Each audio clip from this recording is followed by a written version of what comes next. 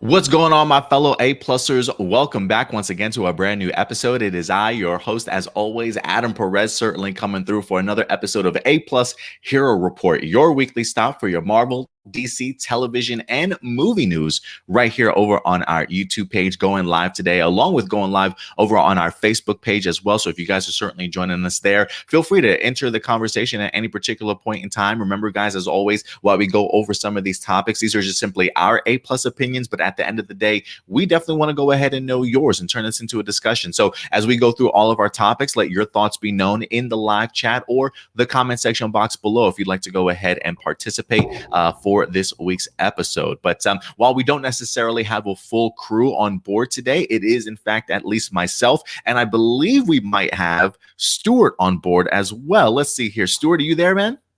I am. I was struggling with my internet earlier. For some reason, it wasn't working. The one that we got hooked up to the apartment. So I was using my phone as a hotspot, and for some reason, it was going even slower, and I had no idea why until just now. I realized that my phone was hooked up to our apartment's internet, and that's why. So now I fixed the issue, and it should be running smoothly.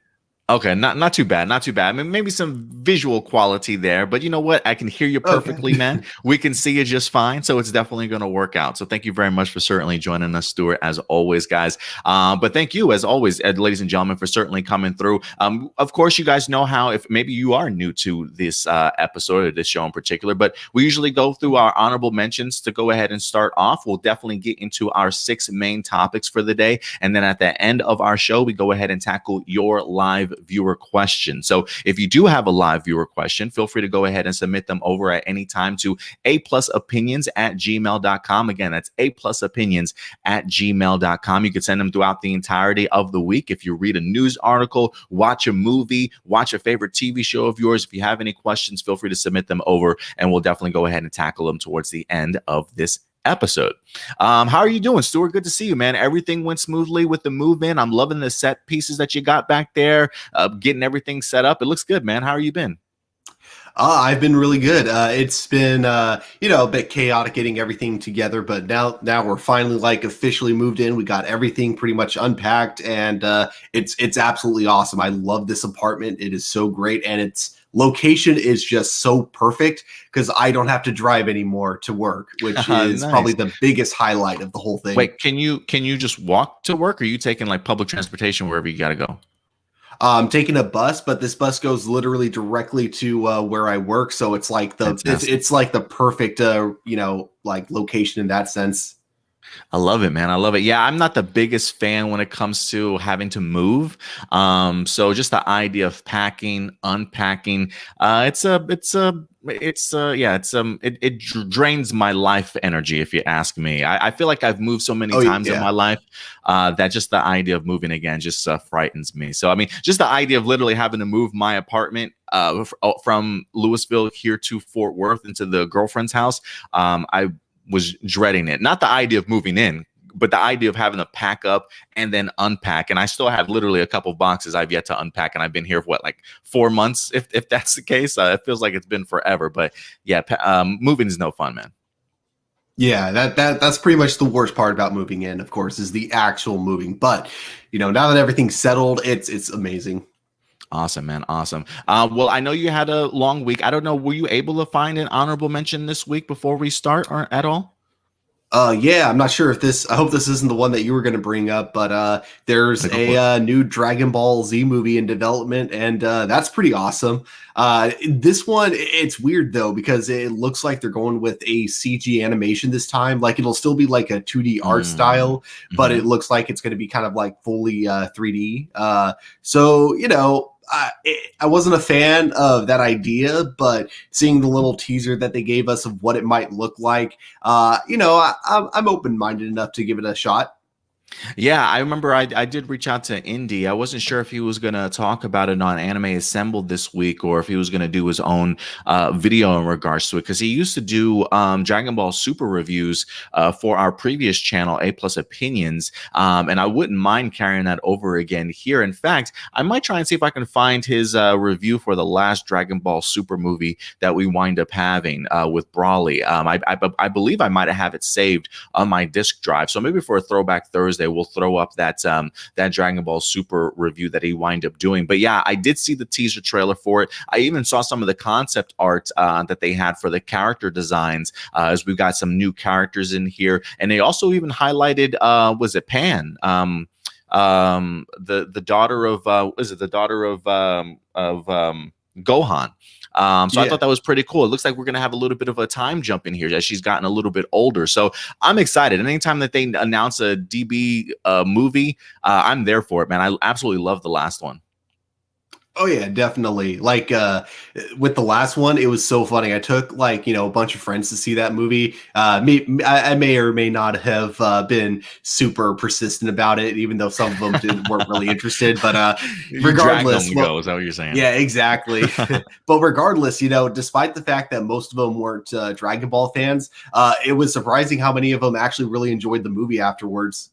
Yeah, I thought it was actually really well done. And I am kind of hoping that with this announcement of a new movie that we eventually get ourselves an announcement for like a part 2 of the Dragon Ball Super series or whatever the case may be, Yeah. a brand new chapter. Do you think we'll get one? I hope so, because I haven't been keeping up with it like Indy has, but I've been like reading the manga as it gets released in America, Mm. and it's been getting really good. Like I really like some of the new concepts they've been going with. They seem to finally be giving up on power levels, and now it's about like Mm. having Goku and Vegeta having to get like smarter when fighting their enemies, having to learn like new techniques to combat their enemies. Because this new one is like all magic based, so it doesn't Oh, matter how wow. strong they get because he's too powerful. Although that said, that was now they're on a very new villain now, but the one that I'm on, they're still fighting. I forget his name, but he's basically kind of like Galactus. He's a planet eating Oh, shit. galactic beast. Oh shit. Okay. Yeah. I love the fact that they're continuing along with the manga. I just feel like that's just so much extra material for a future anime series from Dragon Ball Super again. So I am keeping my fingers crossed. But that sounds pretty cool because after seeing Ultra Instinct, I'm like, I don't know where Goku goes from here as far as like overpowering goes. If we got another Super Saiyan level coming, I have no idea. But I'm glad that you're at least keeping up with the manga. So hopefully with this release, or at least this teaser trailer, that we will be getting a new Dragon Ball Super movie. Maybe an anime will certainly be following. So we'll definitely keep you guys posted for sure. And I'm sure Indy definitely has his thoughts on everything that's going on. So appreciate that honorable mention there, Stuart. Another honorable mention I'll even go ahead and throw out for you. Jordan Peele has a new movie that's going to be coming out rather soon. They actually released to us the brand new poster for the new Jordan Peele movie that he's going to be directing called Nope. Let me actually move this. Nope is what it's actually called. He loves his short titles, don't he? Get Out, Us, Nope. Very easy to remember, I'm assuming. But I have no idea what the idea here. We got a cloud over this one particular city. It even looks like it's got some flags or something, kind of like a kite almost. I have no idea what this is gonna be about, but I love the cast that he already has. Daniel Kaluuya. He was his main actor in what is it? Get Up. Or Get Out, I should say. And then we had Stephen Yeun from Walking Dead, and he also did the voice work for Invincible also. So I love the cast that he's putting together so far. But this will be his third movie that he's actually directed. Are you excited for this, Stuart, even though we don't really know anything about it? Yeah, I absolutely love the movie Get Out. Us, I thought was decent. I didn't like love it or anything. I just thought it was really good. But this one alone, just from the kind of poster that we get, and then of course the title kind of gets me hooked. Because it's the same thing like with Get Out. How like just the title alone, you kind of realize, yeah, it's a little bit of a meta stance in that sense of like how it's basically the title is saying what the audience is kind of already thinking. And Yeah. exactly. That's what I kind of get from looking at this poster. You know, you see a cloud that's carrying like a weird like Nope. kite string to it, and yeah, that would be my kind of response if I saw something Nope. like that. Like, Not nope, going there. I'm out of here. I'm out of here. Yeah. Yeah. So yeah, you're absolutely right. So I do think there's a little bit tongue in cheek here when it comes to his title, but I absolutely love it. I'm really eager to see what it looks like. So we'll definitely keep you guys posted as more details wind up dropping. And then last but not least, we actually had a brand new trailer for the upcoming movie in Dune. Now I got to be honest, Stuart. I've not read the original novel of Dune. I've not personally have watched the original movie of Dune. I'm sure my stepfather has tried to get me to watch the movie before, if maybe even tried to get me to read the book. I was much younger at the time when he certainly tried to do that, and I just never gave it its opportunity. But I got to tell you, man, not only has the cast listing for, I mean, goodness, I don't even have to name the cast. You can just see some of the powerhouses on this banner alone.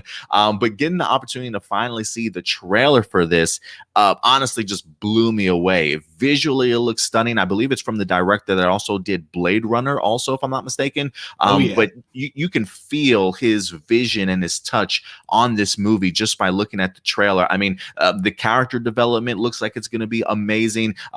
Clearly, some sort of like wars ensuing, political push and pull is going to be taking place. It looks like a Star Wars movie on drugs, and I'm absolutely here to see it. What did you think about it, Stuart, when you had the opportunity to check out the trailer? Have you seen the trailer at all? Yeah, I saw both trailers, the new one also, and I'm absolutely blown away by it. It looks absolutely incredible. With the original Dune movie, I got to be honest, I wasn't the biggest fan of it. I just thought it was kind of okay. The biggest issue with it is that if you watch it when you're even a little bit tired or a little bit high, you are going to fall asleep. Yeah, it is. It is so hard to stay awake to, not because it's boring, but because everyone talks like this the entire time. And it's so hard to stay awake during that movie because of it. But that said, this one looks a lot more exciting. This one, and then like you mentioned, the cast is absolutely incredible. Yeah, so I think it's going to take the elements that I liked about the first movie, which was the story, and hopefully make it like a lot more exciting to watch this time. And knowing the guy that they got directing it, he as far as I know, I haven't seen a single bad movie from him, because he's done, Arrival, and he's also done the new Blade Runner movie, which the new Blade Runner movie I still think is one of the most amazing films to come out. Yeah. I didn't realize that was him. I enjoyed that movie. It wasn't too bad. I actually enjoyed it. I haven't seen the Blade Runner yet, just because I haven't seen the original. It just hasn't the original just hasn't kept my focus, if you will. So I just haven't watched the second Blade Runner, and I feel like I need to at least understand the first one to watch it. But visually, it looks absolutely stunning. It looked breathtaking from all the trailers that I saw. It was, yeah. It's one of the best movies I've seen, that's been released like this decade, to my opinion. And I recommend doing what I did, which is I literally watched the first Blade Runner movie for the first time right before seeing the second one when it came out into theaters. And so, watching it back to back like that, it was actually really cool, and it made me enjoy the second Blade Runner movie so much more. But this movie looks absolutely incredible, and I am so appreciative that, a lot of times, when you get really talented directors like this, but their movies don't turn a profit, you rarely see them, get this much of a budget again. True, but I like how it seems that whatever studios keep funding his film, like in this case, it seems like Warner Brothers is. I love that they seem to know that even though his movies don't make a lot of money, they still attract a lot of audiences, and they still get a lot of really good critical reception. And I think that's enough for Warner Brothers to continuously want to keep funding him and keep giving him whatever budget he needs to really express his vision. Yeah, because this would be like the second classic that he's had to tackle in regards to either revamping or doing a sequel to, sort of thing. But you're absolutely right. I mean, the fact that the second Blade Runner financially maybe didn't do so great, the fact that they give him another opportunity. And I also wonder too if maybe Warner Brothers is looking at maybe how they marketed Blade Runner. Maybe they felt that there were some things that they probably could have done better to kind of appeal to more casual audiences or things like that. So I am expecting him to have a completely different mindset when it comes to promoting Dune to really hopefully get people in the seats. But guys, if you've had the opportunity to check out the Dune trailer, again, the cast looks is a powerhouse. The story looks like it's definitely going to be there. Visually, it looks stunning. What did you guys think of the trailer? Go ahead and let your thoughts be known in the live chat or the comment section box below. If anything, I would love if my stepdad, I don't know if my stepdad watches our A Plus Hero Report, but I know he was a big fan of the first movie and the novel. I would honestly love to know his thoughts on the new trailer if he's had the opportunity to go ahead and check it out. But guys, that will at least wrap up our honorable mentions for you. But if anything, we will get into our main topics. Again, if you do have a live viewer question for us to get to at the end of our show, submit them over to aplusopinions@gmail.com. Again, aplusopinions@gmail.com. And Stuart, with that out of the way, are you ready to get into our main topics? We got some big ones this week. I feel like I almost really wanted Indian here as well, but you know what? We're gonna have to bask in the glory of some of these topics, man, and really break them down. So are you ready to go ahead and tackle this with me? Oh yeah, our DC fans are definitely going to get excited. Oh, yeah, man. There's a ton of DC news out there for you guys today. So let's go ahead and jump into it. Our first title comes to us from the world of Warner Brothers and DC. As it's no secret that Warner Brothers has been planning to do a Batgirl film for quite some time. Last year, or maybe the year before, they had brought in Josh Whedon to go ahead and probably try and pen a script for Batgirl. And unfortunately, that didn't come to fruition at the thankfulness of many people out there, I'm quite sure. So while Josh Whedon's take on Batgirl is probably not going to get the opportunity to be seen, they did at least get the opportunity to find somebody to go ahead and do the script for Batgirl. I believe it's also Christina Hodson that did Birds of Prey, if I'm not mistaken, who's going to be writing the script for Batgirl. And Warner Brothers has been searching high and low for their particular actress to go ahead and don the cape and cowl itself for Batgirl, aka Barbara Gordon, or maybe that's the other way around. But this week, guys, we finally had an announcement as to who's going to be portraying Batgirl in the Warner Brothers upcoming HBO Max exclusive movie. So let's go ahead and dive into this. This is actually coming to us from Deadline.com. We actually have quite a few articles coming from Deadline this week, but this one is in fact for Batgirl, and it lets us know that Leslie Grace, let me see if this loads. Goodness, guys, this is taking forever. Leslie Grace, did it not pull up? Hold on one second. See, Stuart, I'm thinking almost maybe it's my internet connection that's giving me the problems today. See if this works. There we go. There's that beautiful face. Batgirl, Leslie Grace lands the role of Barbara Gordon in Warner Brothers and DC film, coming to us straight from Deadline. It says, after testing actresses this week, Warner Brothers and DC Films looks to have found their Batgirl. Sources tell Deadline that Leslie Grace has been tapped to play Barbara Gordon in the studio's Batgirl. The studio was already super high on the rising Afro-Latina star following her breakout role in The Heights.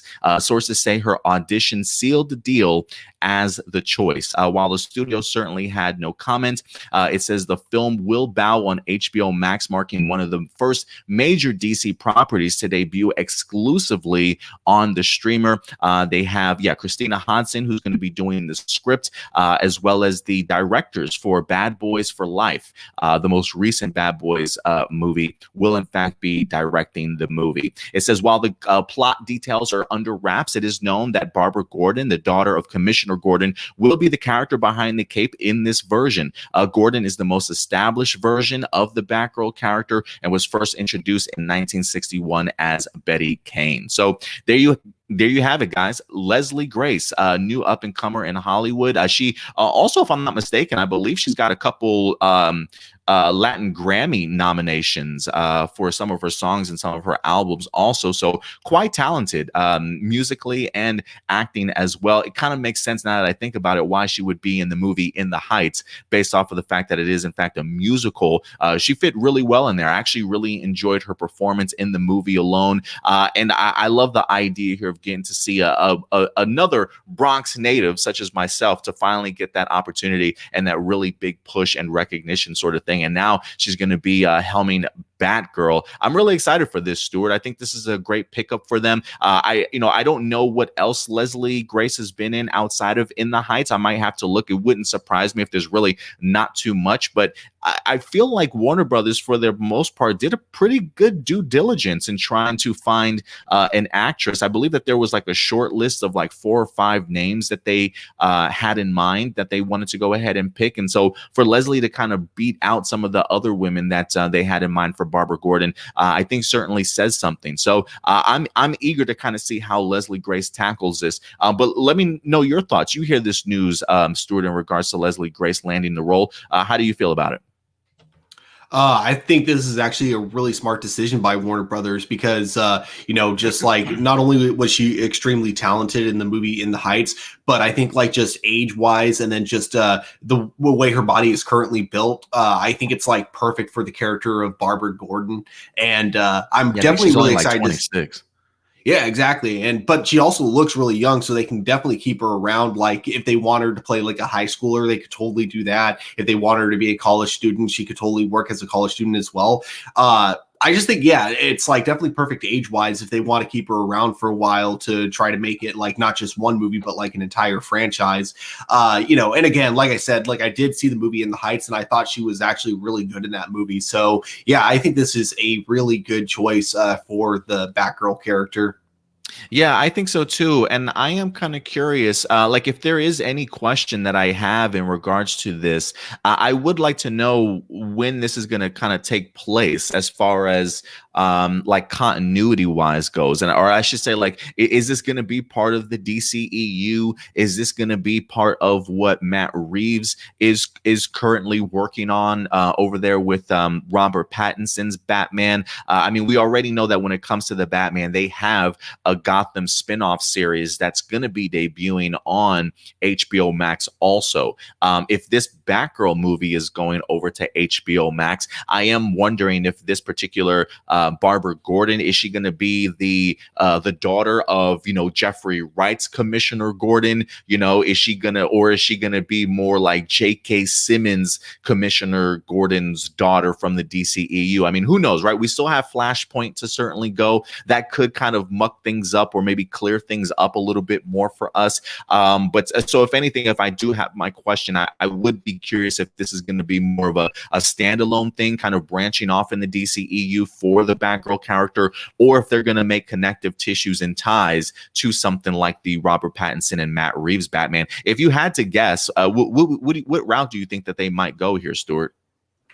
Personally, I'm kind of thinking that they're going to be going DCEU route. And I'd say that just because with Robert Pattinson's Batman, he's supposed to be like a very young and very new to, being Batman. So I doubt that they would have him like immediately pick up a sidekick, like as he's already, still trying to get used to the role as Batman. Whereas it would make a lot more sense to have like a Ben Affleck type Batman who's a lot more experienced, being the kind of mentor figure to her essentially. So that's how I think they're going to do it. I could be wrong, and I'm going to be totally honest. I kind of hope I'm wrong because I really want to see I really want to see that Batman with Robert Pattinson. I want to see his universe get like expanded a lot more and see like more spinoffs from that Batman.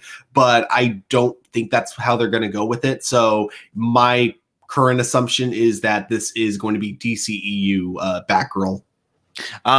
Since you're going to go that route, I will pick the other route, just to kind of give two different perspectives here. I personally would like to see it. I think you're right, though. I think maybe age, based off of how early it is in Batman's sort of time period. I think it's like his second year. I think he's when he's in the Matt Reeves movie, so he's still relatively new, like you mentioned. The idea of then having somebody else Bat related kind of jump onto the scene, it feels maybe a little bit too early, but maybe they have themselves a really good story that they definitely want to tell. I think the fact that Christina Hodson, that did do Birds of Prey, writing this almost probably lends to maybe what you're referring to, Stuart, about the idea that maybe it is more DCEU related. But I would be kind of curious to see like how they go about telling her origin story. Do we get a Ben Affleck sort of cameo in here, right? Like, is J.K. Simmons going to pop up and talk about it?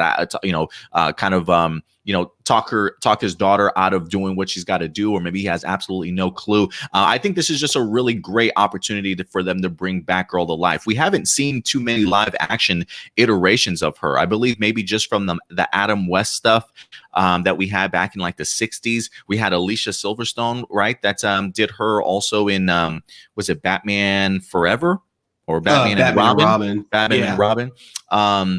And outside of that, I think maybe just animated voices. Oh, excuse me, we do have a new Barbara Gordon in Titans season 3, but I think she's more Oracle based at that point in time in her career. So to be able to bring Batgirl to the big screen, I think is a really big deal for the Bat family. And I think it's one of those things where I hope it just continues to show how big the Bat family is, and just how we've said this before on here, Stuart, that Batman literally could have his own cinematic universe with all the characters that they've kind of established. I mean, we've seen Huntress, we've seen Black Canary, we've seen the Birds of Prey side of things. I think Batgirl will fit perfectly into that realm if certainly handled well. Oh yeah, I definitely agree. I also, yeah, like kind of adding on to that, really hope that this isn't the only spinoff that we get within the Batman family. Like I'm really hoping that the Nightwing movie does go through, the one that they've been like talking about for a while, because I think that could be something absolutely incredible. And then just so many other characters. Like I know they kind of already established her as not being comic book accurate in the DCEU, but if they wanted to redo Cassandra Cain also, that would be pretty cool. Give her like the backstory from the comics with her really messed up father and everything like that. I think you could have an incredibly interesting and dark film from that as well. But yeah, there's just so much you could do there. Yeah, no, I definitely agree with you, and I'm glad that you brought up Nightwing. I mean, if anybody, if there's any other type of movie that could sort of be spawned, I don't want to say as a spinoff, but come off of a Batman movie, a Batgirl movie, it definitely is Nightwing. I mean, we've seen the director Chris McKay. He came out and talked about the idea, or maybe he was doing the script. I can't remember, but he did come out and say he still has hopes that a Nightwing movie can certainly work. And after the success of his movie Tomorrow War, which is going to be getting a sequel, maybe in the eyes of Warner Brothers, just maybe green lights a Nightwing movie at some particular point in time. But I'm just impressed. I'm impressed by Warner Brothers here picking up Leslie Grace. I think this is a really great casting choice, and it's going to be interesting to see how Batgirl comes to life. But guys, we want to know your thoughts. Leslie Grace picked as Batgirl. Do you like the casting choice? Have you had the opportunity to see her in The Heights? If not, I definitely would certainly recommend it. I definitely enjoyed the movie, and I thought she did a pretty spectacular job also. So our first, I don't want to say our first Batgirl on the big screen, but for somebody to helm their own Batgirl movie, I think is great. But let me ask you this, Stuart. How do you feel about the idea of this movie going to HBO Max as an exclusive? Is this something that you would personally prefer to see sort of in the big screen? Do you think that maybe Warner Brothers could change things up as we get closer to its release? Maybe after they see the film, maybe it'll become like an HBO thing, but also a theater thing. How do you feel about just Batgirl being exclusively HBO Max right now? I'm not the biggest fan of that. Same with like all the other movies that they've announced being HBO Max exclusives, like with the Blue Beetle and then Static Shock movie as well. It sucks because these are all superheroes that I feel like a lot of people have wanted to see on the big screen for a long time, and now that they're finally getting their big movies, they've decided we're not going to give them the big screen treatment. We're just going to put them straight to TV, and I think it almost feels like a slap in the face. Now, if they wanted to do a side-by-side thing, I would have nothing against that. But, I feel like these superheroes definitely deserve the opportunity to be seen on the big screen, with, a big crowd of other DC fans that have been looking forward to seeing him this way for a long time as well. Yeah, I definitely agree there. It is why I feel like Batgirl is a big enough name alone, especially if anybody in the Bat family, I think, is probably big enough alone to be on the big screen. So this is one that definitely does have me scratching. Oh, shit.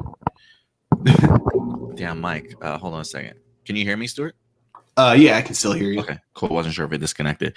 It is one of those things where I really would prefer to see this on the big screen if possible. I get the idea of Warner Brothers maybe wanting to kind of boost their subscription base, bring more eyes over to HBO Max and things like that. But I almost feel like there's other ways that they can certainly do that if they wanted to, a la maybe like spin-off series like the Gotham PD, the Peacemaker type of stuff. But with some of these characters, especially I think like Zatanna is going to be in HBO Max, even though I know she's not that well recognized. I feel like the WB and DC fandom have really kind of pushed for her, like Zatanna, Static Shock, Batgirl. I think all those should certainly be on the big screen for sure. And then maybe their spin-offs or whatever the case may be on a HBO Max exclusive. So I'm hoping as we get closer to this particular movie's release date, maybe Warner Brothers will look at their release plan a little bit differently and maybe do a joint sort of thing. But I just think when you're finally bringing a character like Batgirl to life, I think she deserves a big movie release, man. I really do. Yeah, and I don't think the whole well, they're not as well known as Superman or Batman excuse really works, because you look at Marvel when they started out, the like Iron Man wasn't that popular when the movie came out. As a character, not a lot of people really cared about Iron Man, and then now he's like one of the biggest superheroes ever.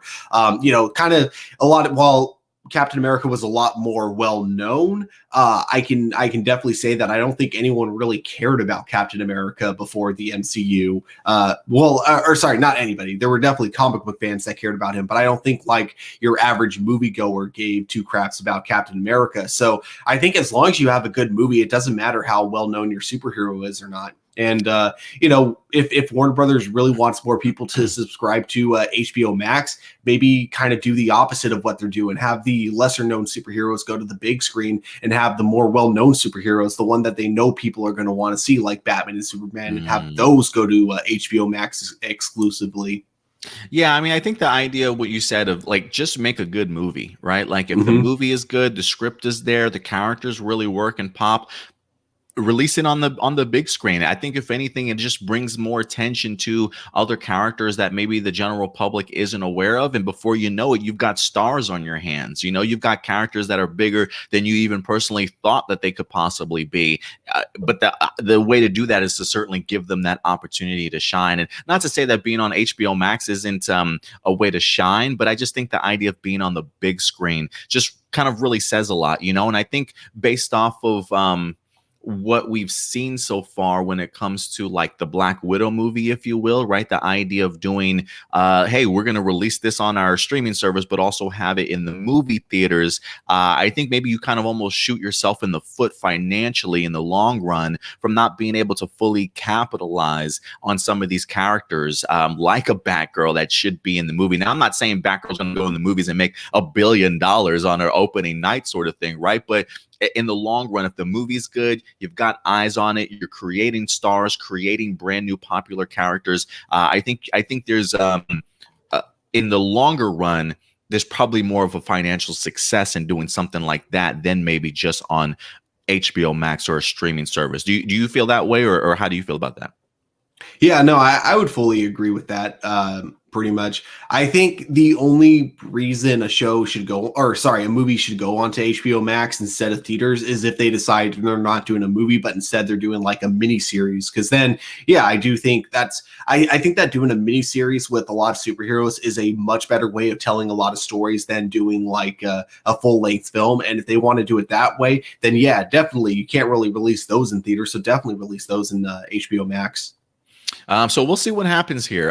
But we at least know that Batgirl definitely is going to be in development now that they have their directors in place, their writers, and officially Leslie Grace as Batgirl. This movie certainly will be happening. So, guys, we certainly want to know your thoughts. What do you think about Leslie Grace as Batgirl? You think this is a perfect fit? Go ahead and let your thoughts be known in the live chat or the comment section box below, guys. And with that, Stuart, out of the way, we certainly will go ahead and dive into into our next topic today. And we'll go ahead and stick into the realm of DC here for you guys, as we have yet another big star that's going to be having his way in the realm of Superman, though, apparently, Stuart. I was not expecting to see this one, to be perfectly honest with you, this week. But we have an exclusive report from Collider here that Michael B. Jordan might be dabbling in a Black Superman movie of his own, which honestly kind of confuses me a little bit here. I mean, if you guys recall, there was once upon a time when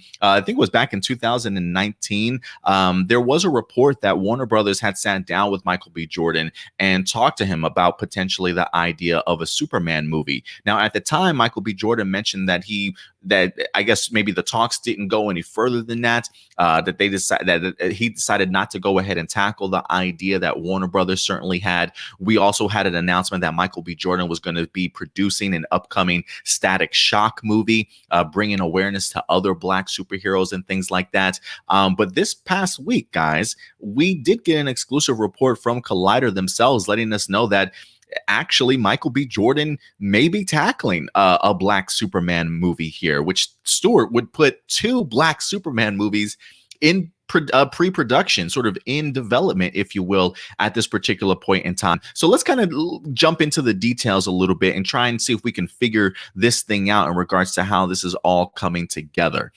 So this comes to us again from Collider.com. This says that exclusive Michael B. Why is this thing not working for me today, man? The share screen is just being a pain in the ass.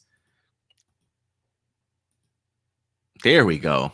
I love this picture of Michael B. Jordan, though. Oh, I just realized my mic was on mute. My bad. Oh, it's okay. But this is exclusive Michael B. Jordan developing his own Black Superman project for HBO Max. There we go again, Stuart. HBO Max, putting these characters over on the streaming service. A writer is currently working on a script for a Val Zod limited series, according to sources. It says Michael B. Jordan and his production company, Outlier Society, are developing their own Black Superman project for HBO Max that centers on the Val Zod incarnation of the character, Collider has exclusively learned. It says sources say that Outlier Society has hired a writer who is currently working on a script, though we are unable to ascertain their identity.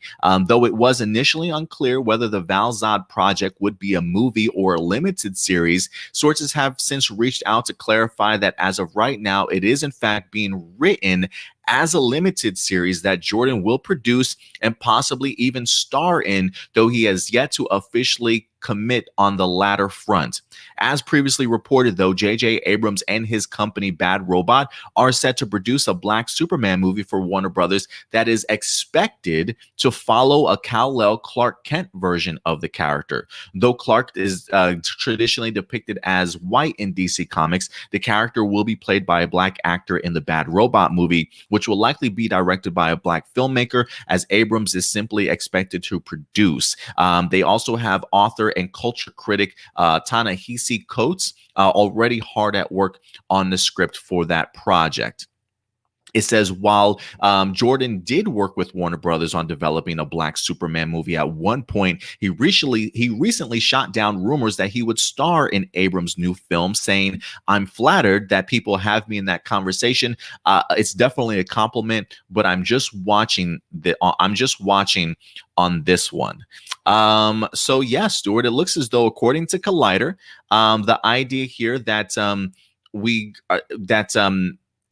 Michael B. Jordan and his production company are working on a Black Superman limited series project for HBO Max that will probably tackle the character of Val Zod. Still up in the air as to whether or not Michael B. Jordan is going to be playing the character of Val Zod. But I got to ask you this, man. I'm a little bit confused as to what's going on at Warner Brothers right now. The idea that you got J.J. Abrams' Bad Robot that's going to be tackling a Black Superman. Now, I haven't necessarily heard J.J. or Ta-Nehisi Coates mention the idea that they're going to be doing a Clark Kent version or Kal-El version of Superman. I think most people are kind of expecting, or at least leaning that way, for them to go. But now we get the development here of another Black Superman project. Does this kind of confuse you? How are you feeling about this, Stuart, when you hear this story? I was definitely confused, especially because when the original announcement came that J.J. Abrams was going to be producing, a Superman of color, I thought that was supposed to be either Calvin Ellis or Val Zod. I didn't realize that they were going with Clark Kent. And even when the article came out that reported saying that that they're casting someone of color to play Clark Kent, I was thinking, oh, that had to have been a mistake on the article standpoint because I still haven't heard a single statement from Warner Brothers themselves saying that it's going to be Clark Kent.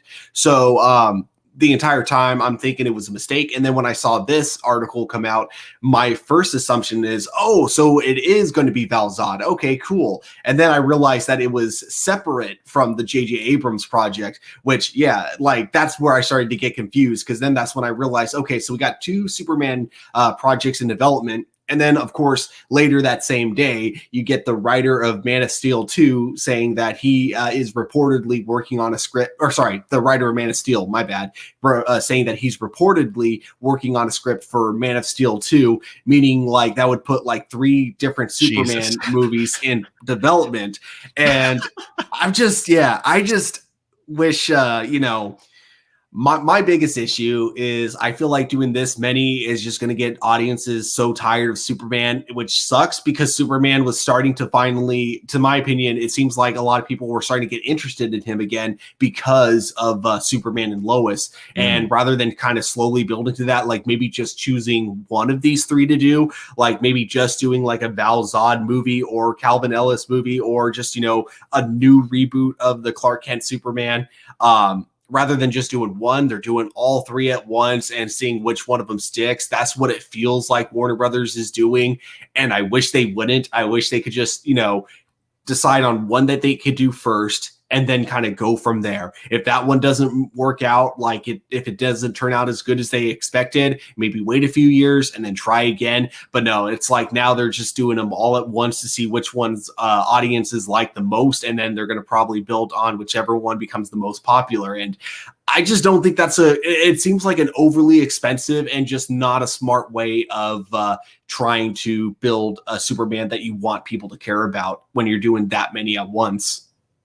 Yeah, I mean, I definitely got to agree with you in the sense that it does feel very much like there's so much in development for Superman right now, especially based off of the fact that we literally had this huge gap in time where like they almost didn't know what they wanted to do with Superman, right? And then all of a sudden it's like, you know what, guys, we got 3 movies or at least 2, maybe 3 movies in development. You guys get to pick and choose which one you certainly want. Like there was a part of me that was thinking to myself, like you, Stuart, when the news article kind of first came out, I thought to myself, okay, well, Henry Cavill still has the cape, right? Like this hopefully means that there is hope for Henry Cavill at some point in time to maybe pop back up and have an opportunity to be Superman once again. And then we would have our Black Superman movie sort of either outside of the DCU, some other story that they certainly want to tell. But now to hear that Michael B. Jordan wants to go ahead and tackle a Val Zod limited series, then it made me go back to the other articles with the J.J. Abrams and the Ta-Nehisi Coates, and I'm like, what are they certainly trying to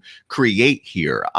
So listen, I will say this: Michael B. Jordan developing a Black Superman movie, that's cool. Props to him for certainly checking it out. Val Zod is certainly a character that I definitely would like to kind of see come to the big screen at some point in time. Well, clearly this is going to HBO Max again. There we go, Stuart. Again, another big character being forced to be on exclusively for a streaming service. But I'm at least thrilled that they're at least going to be tackling the Val Zod character in here. So at least in that realm, I definitely do think that they have something going for them. I am honestly surprised, though. Again, if these stories do end up being true, Stuart, I am kind of surprised that Warner Brothers would want to go the route of changing up the Kal-El story or Clark Kent. Now hear me out. Listen to what I'm not saying, okay? I don't have a problem with the idea of them changing races for Kal-El or Clark Kent. I mean, the guy's a fucking alien, right? I mean, if anybody has watched the sci-fi show in Krypton, you clearly see that race does not matter when it comes to Kryptonians. So it's not like a precedent. It wouldn't be the first time time that the idea of a Kryptonian as black or anything like that is being done. They've done it before on Krypton. Okay, so I'm okay with that idea if they want to do that. I'm sure there's going to be a ton of people that are going to shit on that idea, and there's going to be a ton of pushback. That's just how naturally humans work, unfortunately. The displeasure that I have with that idea, though, comes from the idea that, one, I'm a huge Henry Cavill fan, and you have a great Henry Cavill as Superman on your hands. Why muck that up? Even not like they haven't already, in the sense of not giving them anything to do since Justice League. But you already have a great actor in Henry Cavill. That's just the franchises that he's created and helped built on his back alone is impressive. You would want to keep him around, I would think. And then secondly, I don't like the idea of switching the race of a character when you've already have Black Superman in the DC universe. I just don't understand why we can't utilize those characters. Props to Michael B. Jordan for bringing Val Zod to life, but why can't we tackle somebody like was it Calvin Ellis Stewart? Is that what his last name was, right? Yeah.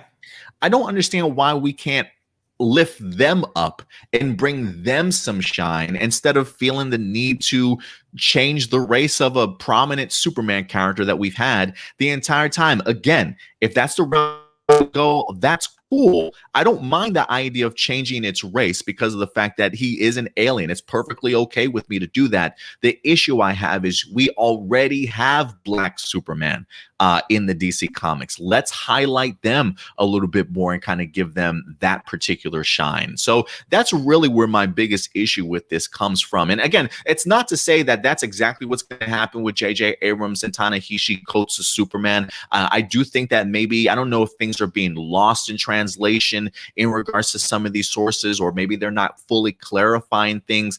People are saying they're expecting it to be a rehashing of the Kal-El Clark Kent story. But again, nobody's actually come out and verified that for themselves. So until I hear that from J.J. Abrams or Ta-Nehisi Coates, a part of me is really still hoping that there is a world that if we are going to tackle all of these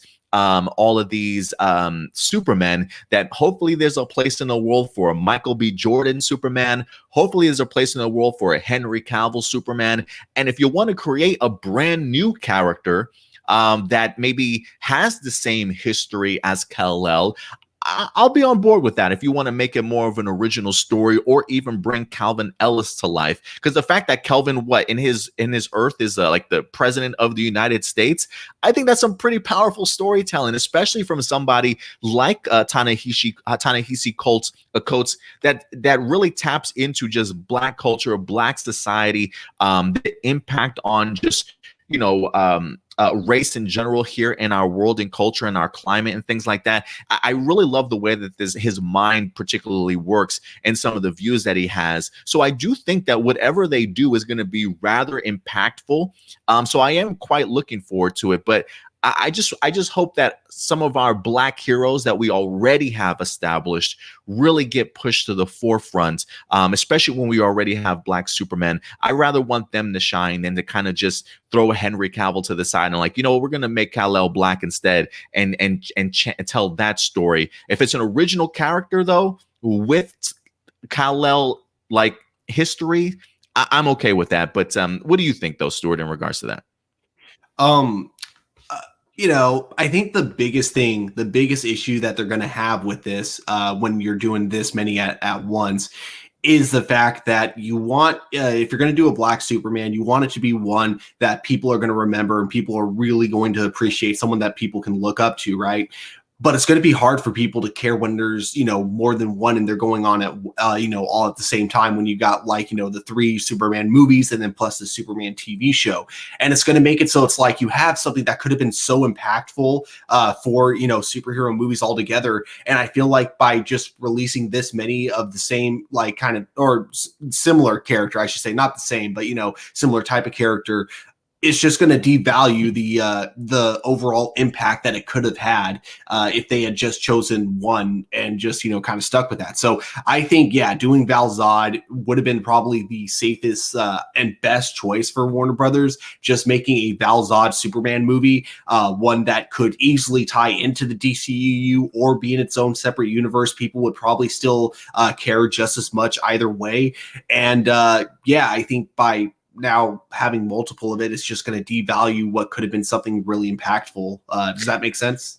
Yeah, no, I definitely know what you mean. And if anything, I am kind of curious. I mean, since we know that Warner Brothers and Michael B. Jordan have had these conversations before, like I'm wondering what they pitched him to say no to, but then also just come back to the idea of, you know what, I don't like your idea, but I'm still going to do my own Black Superman series in regards to Val Zod. So I am kind of wondering what he said no to and what it is that Warner Brothers actually proposed to him. Like, what were the script details? Like, I wonder if the idea of like switching the race of Kal-El and Clark Kent, I wonder if Michael B. Jordan even looked at that and was like, you know what? Ooh, I don't want to touch that with the 10-foot pole. You know what I'm saying? Like, I rather highlight another Black Superman that you guys actually have to lift up. Yeah, and I think that's what happened. And I think it's because of a couple of reasons. I think for one, it might have been because he wanted to highlight, the other characters that maybe moviegoers don't know about, Val Zod and Calvin Ellis, rather than just race swapping Clark Kent. And, so I think it was for that reason. And then also just the fact that when you have like a new version of Clark Kent, you're basically replacing who came before. So you're basically kind of putting that final nail in the coffin saying that Henry Cavill is now done as Superman, where he's no longer the Superman we're going to care about. So regardless of how good the next Superman is going to be, the next Clark Kent that they have, the fact that it's not Henry Cavill is still going to upset a lot of people. And I think if they had done an original character, that would have, audiences would have been a lot more, or audiences wouldn't be anywhere near as, upset about the idea of a new Superman if it's not Clark Kent, if that makes sense. Yeah, no, I definitely get you. And again, just to reiterate, I have no problem with the idea. If they want to go ahead and and switch the race of Kal-El, that's cool. No problem. Again, the problem I have is one, I'm a huge Henry Cavill fan and I want to see him as Kal-El because I thought he did a remarkable job. And I just think you already have two great Black Supermen.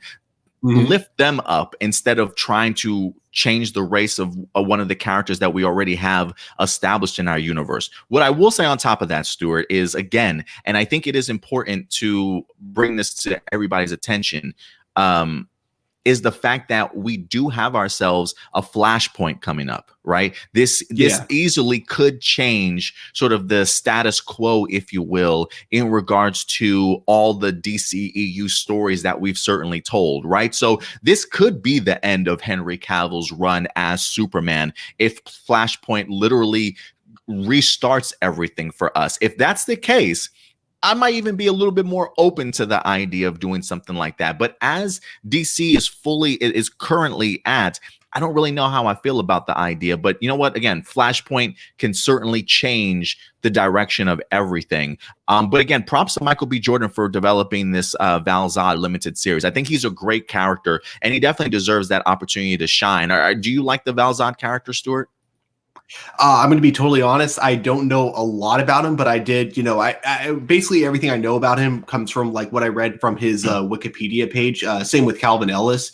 But that's why we should have a Val Zod movie, if anything else, because I know very little of him. And if I see like a really good movie starring him, it'll encourage me more than likely to go out and read more of his comic books. And it'll probably encourage DC as a publisher to publish more Val Zod Superman comic books. How do you like the idea? I kind of dig the idea of a limited series, even though the idea of Michael B. Jordan, it's not the fact that he's cast as Val Zod, right? They haven't announced that. We just know that he's helping develop one. Whether or not he's going to be the one with the gigantic S symbol on his chest, we'll definitely see. But if it is Michael B. Jordan that's going to be portraying this Superman, this deserves to be on the big screen. This just screams money to me. You know what I mean? And again, we're falling into that realm of HBO Max exclusive sort of thing. So would you like to see this as a limited series, or would you prefer it as a big screen movie? If I had to choose between the two, definitely big screen movie. I'm thinking like just financially, this would sell a lot if you had Michael B. Jordan behind it because he is perfectly built to play a superhero. So I think Yeah, yeah, so he would just be perfect. And plus, when you need that eye candy, he's got that body for the eye candy or any and everything. I'm totally not man crushing on him. Shut up. it's okay. Well, I'll get you a Yeah. cardboard cutout of him later this year, so you can put it in the back of your set. It's okay. Yeah, and then on top of that, you look at all the Photoshop artworks that have come out online with him in the Superman suit, and it works so good. He looks incredible, like in a Superman outfit. So yeah, like right here, he looks absolutely amazing. So personally, I would love to see it on the big screen, but if it is a limited series and it goes to HBO Max, I still think that's all. I don't think that's a bad idea altogether. Yeah, I don't think as long as it's like a series. Just don't. What I don't want them to do, kind of like what I was bringing up with Batgirl. I don't want them to do what they're doing with Batgirl to that. I don't want it to be like one movie going straight to HBO Max. If it's going to be a movie, I want it to go to the big screen. Right. Yeah. The idea of them maybe switching up to a limited series probably certainly fits what they want to do when it comes to HBO Max. I mean, look, Watchmen was a limited series, and that thing won a bunch of awards. So definitely potential for being something special here. Shout out to Indy, not able to join us today, but he does ask us. He says Val Zod and Reeves Batman Earth 2. I would eat that up. I would honestly eat that up. What do you think? It could work. One thing we definitely know about that Batman or that universe because of set photos is that Superman does exist in that universe because you do see there's like a costume party shot that was leaked online and it showed someone in a Superman outfit. So he clearly exists in that universe. So that'd be kind of interesting if it turned out it was Val Zod that existed in that world. Yeah, I definitely, that should be interesting. I do love that idea, Indy. I would definitely love to see Val Zod in Matt Reeves's Batman world. Quick shout out to Nathan Moore. He says, "I'm side eyeing you right now. I'm wondering why you side eyeing us. Why you don't side eye us, Nathan? I'm telling, we're just spitting facts, man, or I should our own personal truth. Who else we got here? We got Wayne John. What's up, Wayne? Says I agree. I think Michael B. Jordan would make a great Steel. He would like to see him as Steel. Was it John Henry? Mm-hmm. Let's see. He also says they could have a great rise of Superman for Man of Steel 2 and then officially bring him back in Justice League. At this point, when it comes to the future Justice League stuff, I feel like I'm a little bit over, for myself at least, the idea of trying to speculate what Warner Brothers is going to do. I'm sure that they probably have a plan. At least I hope that they have a plan. The idea of now potentially 2 or 3 Superman stuff in development, I am kind of wondering what that plan is going to be. And if anything, I would love for Warner Brothers to maybe clarify some things in regards to who's working on what. Again, even if we're not going to get full synopsis or script ideas, just to kind of clarify, like, what's going on with Henry Cavill, guys? Are we using this guy anymore? What exactly is Ta-Nehisi Coates and J.J. Abrams working on, type of thing? But I do think that we'll get a lot of those answers once Flashpoint winds up hitting, and we'll kind of see exactly how much, if any, the DCEU has certainly significantly changed. So out of the Superman that we have that they're developing, do you have a preference in regards to like what's exciting you or at least intriguing you out of some of the projects that we know are currently in development? Definitely the Michael B. Jordan Superman because, again, different character altogether. And plus, I just think Michael B. Jordan's like really talented when it comes to what he works on, like especially with what he's done with the Creed franchise. Speaking of which, I'm really excited to see him directing Creed 3, or it'd be the third one. Yeah, really looking forward to see him directing that film when that comes out. So overall, like I think that's the one I'm the most excited for. I'm definitely excited for it, but I do think I am intrigued and interested in just the idea of a J.J. Abrams produced Superman movie. Even though I know he's not writing, he's probably not going to be directing it either, just producing it. I do want to see what his company can kind of come up with, because I really find myself enjoying what Bad Robot tends to, put their mark on and stuff. And so to be able to kind of bring a Superman to life, regardless of what route that they go. I do think that we're going to get ourselves a really strong script. I mean, we talked about this last time when they first initially announced it, Stuart, the idea of how impactful that Black Superman movie can be. When you go back and you look at the impact that, say, a Black Panther movie wind up having from Marvel that Ryan Coogler wind up putting together, just the butts in the seats that it brought in, the awareness to the Black community, right? That pride of seeing yourself on the big screen and things like that. I think when you have a writer like Ta-Nehisi Coates that doesn't mind tackling some of the racial climate and things like that, and just the impact that a Black Superman can have sort of on the world. I think this movie can be really, really impactful for some people and do wonders. So I am kind of curious to see. If anything, I am more intrigued in that. Not to say I'm not excited for the Michael B. Jordan stuff, but I think just the perfect storm that you might be able to get with J.J. Abrams producing and Ta-Nehisi Coates. I think there's something special there, but we'll definitely have to see. But guys, we want to know your thoughts. Val Zod clearly is possibly coming to HBO Max as an exclusive limited series being produced by Michael B. Jordan. No official word as to whether or not he's going to be playing Val Zod himself. But when it comes to Warner Brothers, they got a ton of Superman projects in the works, and hopefully within the next couple of months, they'll kind of exactly clarify for us as we're hoping for. So yeah, we'll see, guys. Let us know your thoughts in the live chat or the comment section box below. Any last words, Stuart? Yeah, real quick before we move on to the next topic.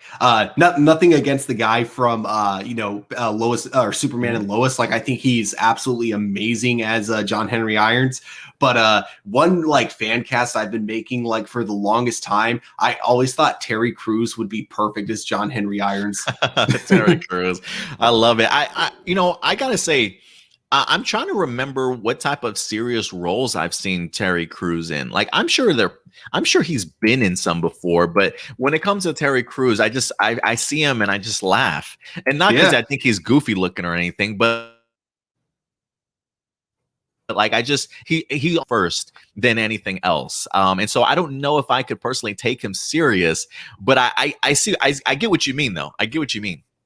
Yeah, I can't remember. I definitely have seen him pull off serious roles before, and plus, like in Brooklyn Nine-Nine, where it is mostly a comedy and he mostly plays it for laughs, he does have those like occasional moments where the show will get serious, and he does a really good job in those moments as well.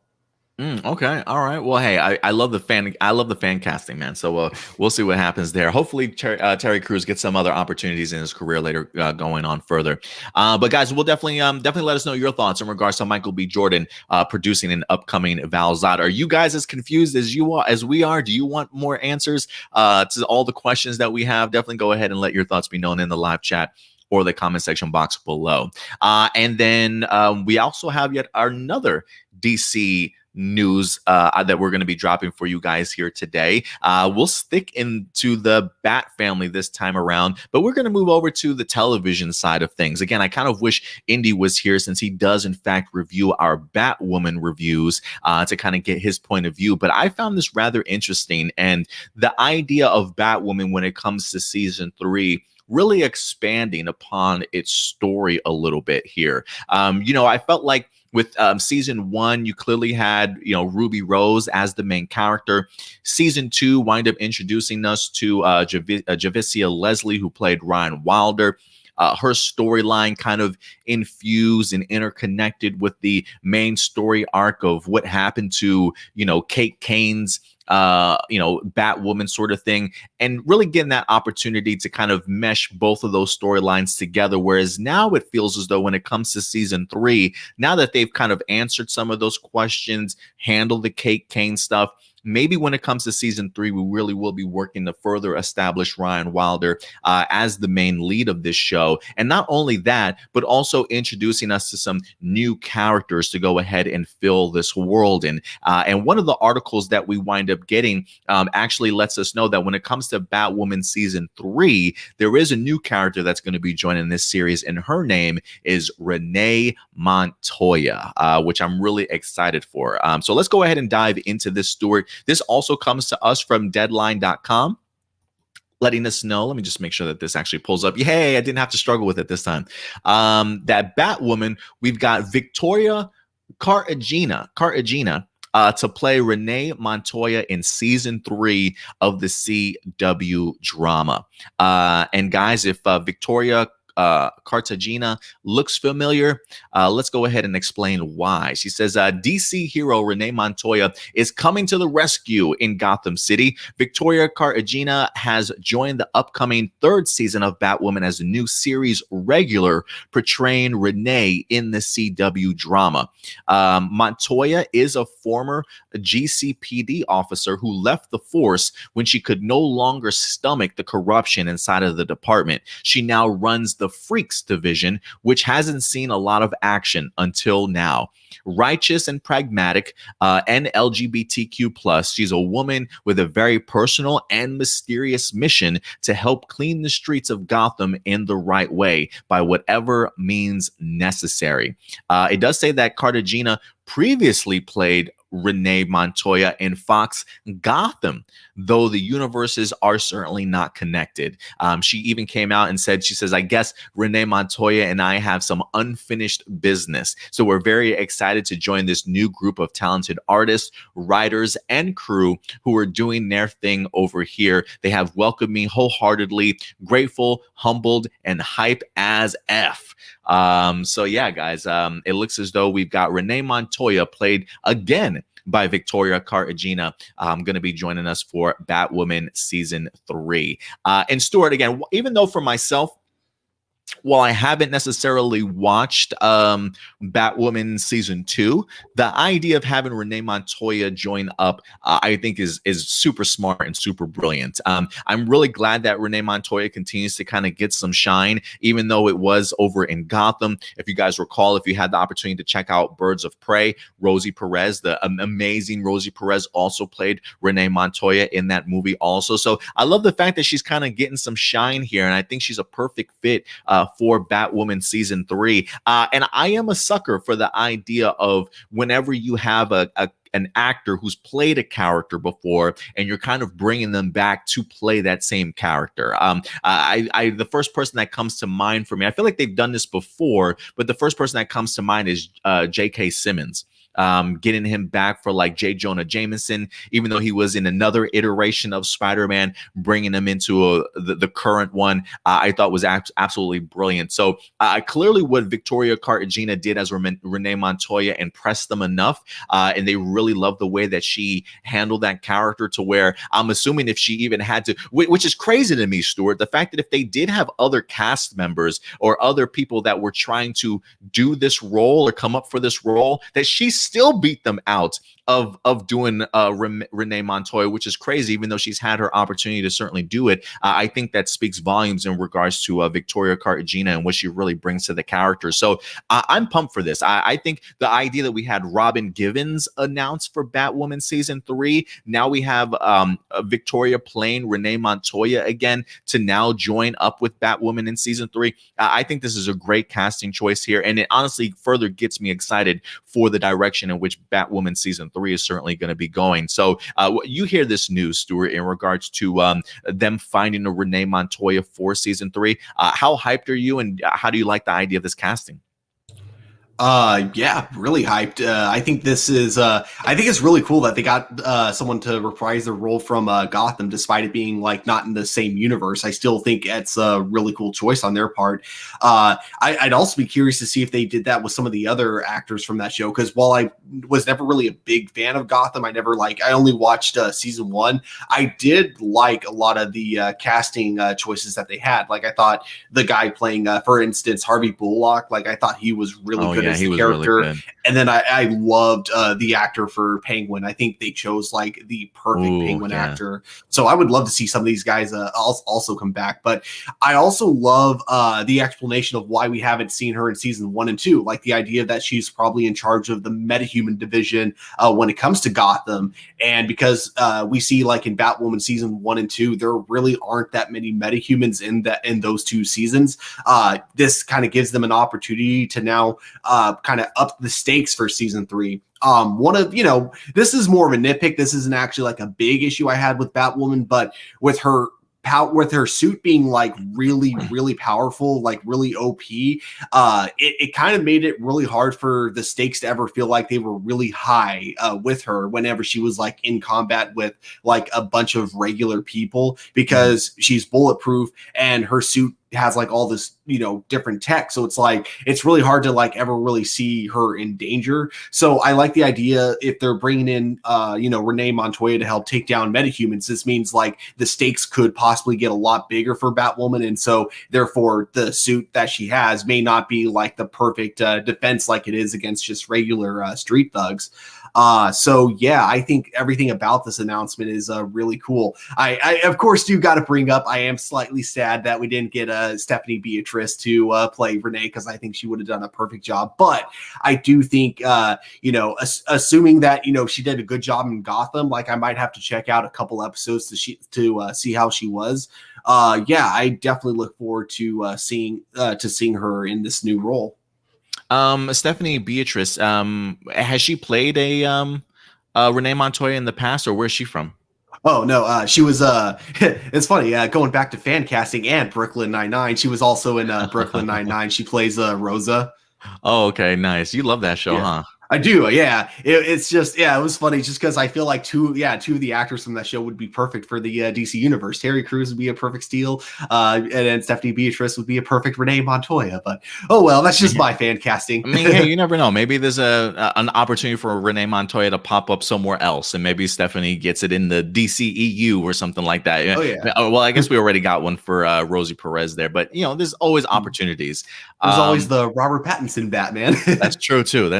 We do have a vacancy there, but I do love the character of Renee Montoya. Like, there is something about the idea of like somebody that's just completely fed up with the corruption in Gotham PD and kind of fighting crime sort of in their own way, very vulnerable, if you will, but still smart enough and tactical enough to certainly kind of still hold her own. So I think that's a great addition. And I think the fact that we had her in Gotham and now we have her in Batwoman also, I think it's especially for like television series, Renee Montoya I think is a great character to certainly use and kind of bring to life. So we'll see what happens here, but I do think this is big things for Batwoman and definitely piques my interest going into season 3. But we want to know your thoughts, guys. Can you think of anybody else, Stuart, that has portrayed a character and then come back and done it again for like a different movie outside of J.K. Simmons?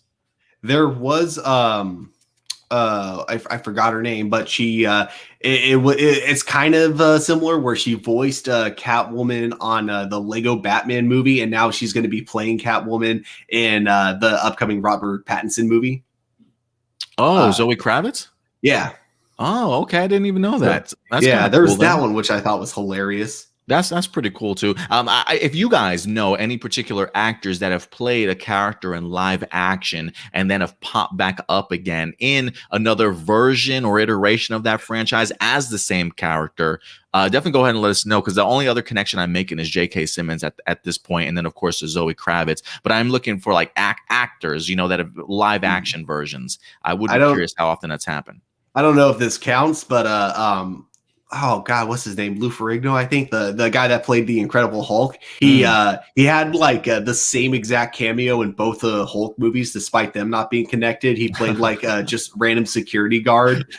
So there's Poor that. Lou. Poor Lou. Like, yeah, we know you used to be the Hulk, but now you're going to be security guard in 2 movies. Yep. Interesting stuff. But guys, yeah, we want to know your thoughts. Renee Montoya coming to Batwoman season 3. I personally don't recall Victoria from Gotham, even though I watched like the first 2 seasons of Gotham. I don't know if was she there the very first season or not. I don't know if she had that big of a role or not, but I am thrilled, to certainly say the least, that she's getting this opportunity to reprise this character. I think that's pretty cool. But guys, let us know your thoughts in the live chat or the comment section box below. And with that, guys, we will go ahead and make our first transition out of the realm of DC and actually dive right into the MCU, as we have development on an upcoming movie that it's been a while since it's actually had any sort of announcement, but this comes from us for the upcoming Blade movie. It's been a while since Kevin Feige actually announced the idea that Mahershala Ali was in fact going to be our new Blade, and it's been pretty quiet since. Just nothing really kind of hitting the airwaves. But this week, we finally did find out that when it comes to the Blade movie, they have a director in mind, Stuart. And it seems as though Marvel's been hard at work to try and get this guy to finally be a part of the MCU. So let's go ahead and dive into this and find out exactly who the director for the upcoming Marvel movie is going to be.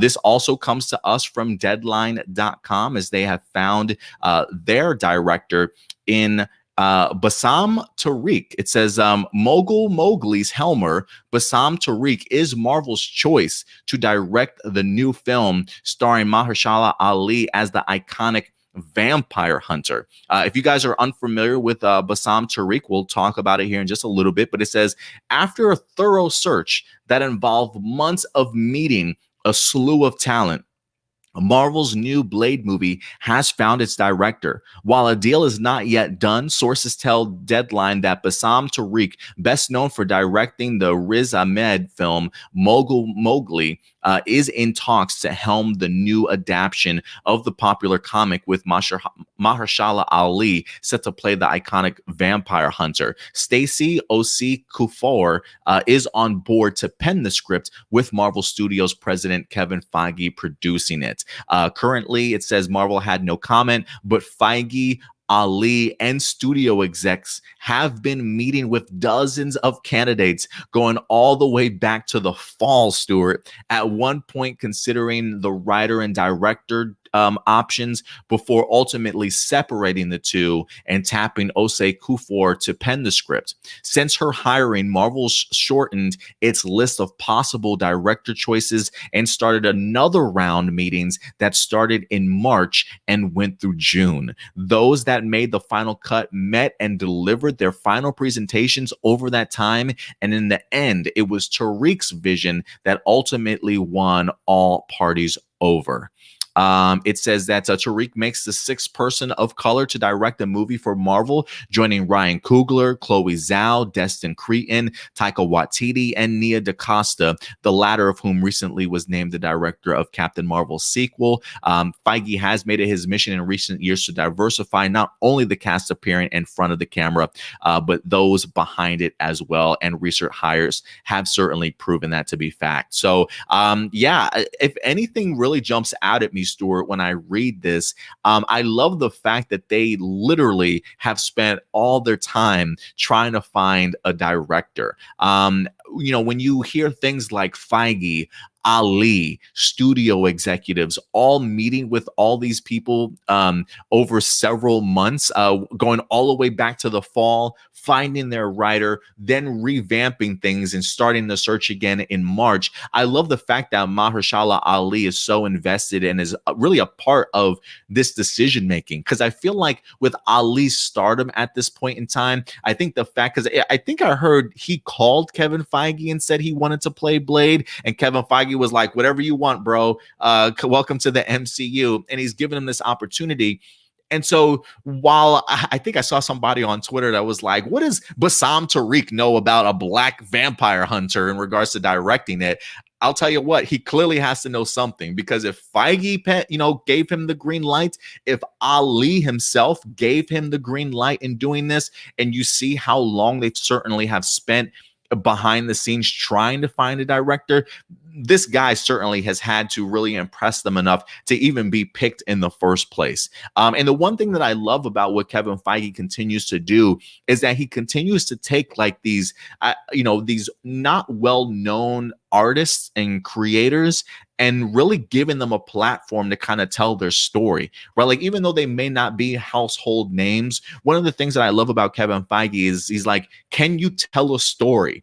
Right? If you can tell a story and you know what you're going for and you've got a vision for it, that's all we need. It doesn't necessarily mean that you got to be a big household name, if you will. Kevin Feige just knows how to tap into sort of untapped potential and give people an opportunity to truly shine. I mean, the Russo brothers came from like TV comedy sitcoms, didn't they? And the fact that they went on to become recognizable as some of the best directors and writers for the MCU for phase one in regards to establishing where the MCU is today. Again, Kevin Feige just knows how to find gems in the rough. And if this is Feige greenlighting this guy, and again, it's not just Feige and the studio executives making this decision. The person that wanted to be in this movie, Mahershala Ali, helped make this decision in casting Bassam Tariq. I'm all go for this. I'm so glad that we have somebody ready for the script. We've got a director on board, and now we've got our actor for sure. I'm really hoping that this kickstarts things and pushes this into development sooner, because we've been waiting quite some time for this, for some updates, and now we finally have all the pieces kind of in place. So while I personally don't know too much about Bassam Tariq, I probably will go ahead and check out Mogul Mowgli just to see how he, like, what his vision is, how he, his camera work, or like how just his direction in general in regards to how he wants to bring these particular movies to life. I would love to see exactly what he can offer the Blade movie. So I probably will be doing my research here this week in regards to him. But Stuart, you hear this. I don't know if you've had the opportunity to check out Mogul Mowgli yourself or know too much about Bassam Tariq, but you hear that Blade has finally found his director. Does that get you excited knowing that this movie is at least one step closer to actually happening? Honestly, the thing that really surprises me about this is just how much time and effort they're really spending in to make sure that they have like the perfect writer and director for this movie. Because I'm going to be totally honest, I love the three Blade movies. Like even Blade Trinity, as dumb as it is, I still enjoy it. Yeah. But that said, I don't think Blade needed to be anything amazing. I think you just needed to make a fun action movie, and fans would have been totally okay. They would have been totally okay with that. So to see them going through all this effort to make sure that not only is this movie going to be like good, but that it's going to be like absolutely amazing, and that they have to make sure that everyone working on this movie works so perfectly together. That's totally amazing to me, that they're despite this just being like a vampire hunting movie, that they're still putting like so much time and effort into making sure that it ends up being as good as Marvel can possibly produce.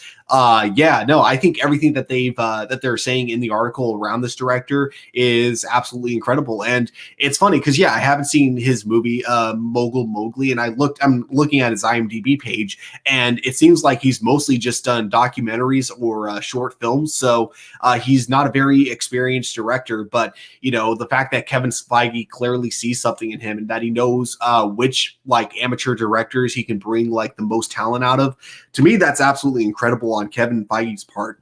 Excuse me. I'm not sure if he's the one who's like entirely in charge of deciding who's going to be writing and directing for these upcoming Marvel movies, but whoever it is that whichever team it is that's always like pushing for making sure that the cast and crew work together, they've been doing a great job so far, as we've seen with the Marvel television shows, like all of them kind of being relatively new directors and writers. So I feel like we're definitely going to get that same treatment for the upcoming Blade movie as well. Yeah, no, I definitely agree with you there. And you're right. Like Michael Cauldron, I'm trying to remember. Like if let's pull up. I'm going to pull up Michael Cauldron here. He actually did the Loki series. I'm trying to see what he might have been attached to also, because you're right. I mean, it's the idea that Kevin Feige does seem to take sort of these these creators that really either don't have too much experience or come from like a completely different realm outside of movies, and they just absolutely crush it. Like the guy, I think Michael came from Rick and Morty. The idea of like, here's a big budget Loki television series for you. Oh, by the way, do you want to write Doctor Strange into the multiverse of madness also? So like, I just think things like that to be able to recognize what people's strengths are, and put them together with great actors, great writers to make some of these movies and television shows really pop and kind of come to life. I think is another reason why they have that term out there of "in Kevin Feige we trust," right? Because this guy just knows how to pick talent, and this might be another situation. But you're absolutely right, Stuart. The amount of effort that goes into the idea of just finding a director. I don't know if this is the norm for Marvel when it comes to trying to find a director, if they spend months like this trying to find the perfect fit. Or even if they have, like, I think maybe some actors probably have some push and pull in regards to who directs, like Brie Larson. I wouldn't be surprised if Brie Larson has some push and pull as to who writes or directs maybe upcoming Captain Marvel stuff. But the fact that you have Mahershala Ali involved also in picking these people, I think it just shows the competency that Kevin Feige has in not only trusting his cast and crew, but trusting himself into finding some of these gems. So again, while I'm not too familiar with his work, if they say this is the man for the job, I'm not going to argue with them. I'm not going to argue with them whatsoever. But I am at least thrilled that this movie is certainly happening. Nathan Moore does say, I'm just curious to see what Marvel does with the fight choreography. I do wonder if Ali's already kind of training behind the scenes. Do you think he's probably already training, Stuart, or do you think he's not at that point yet?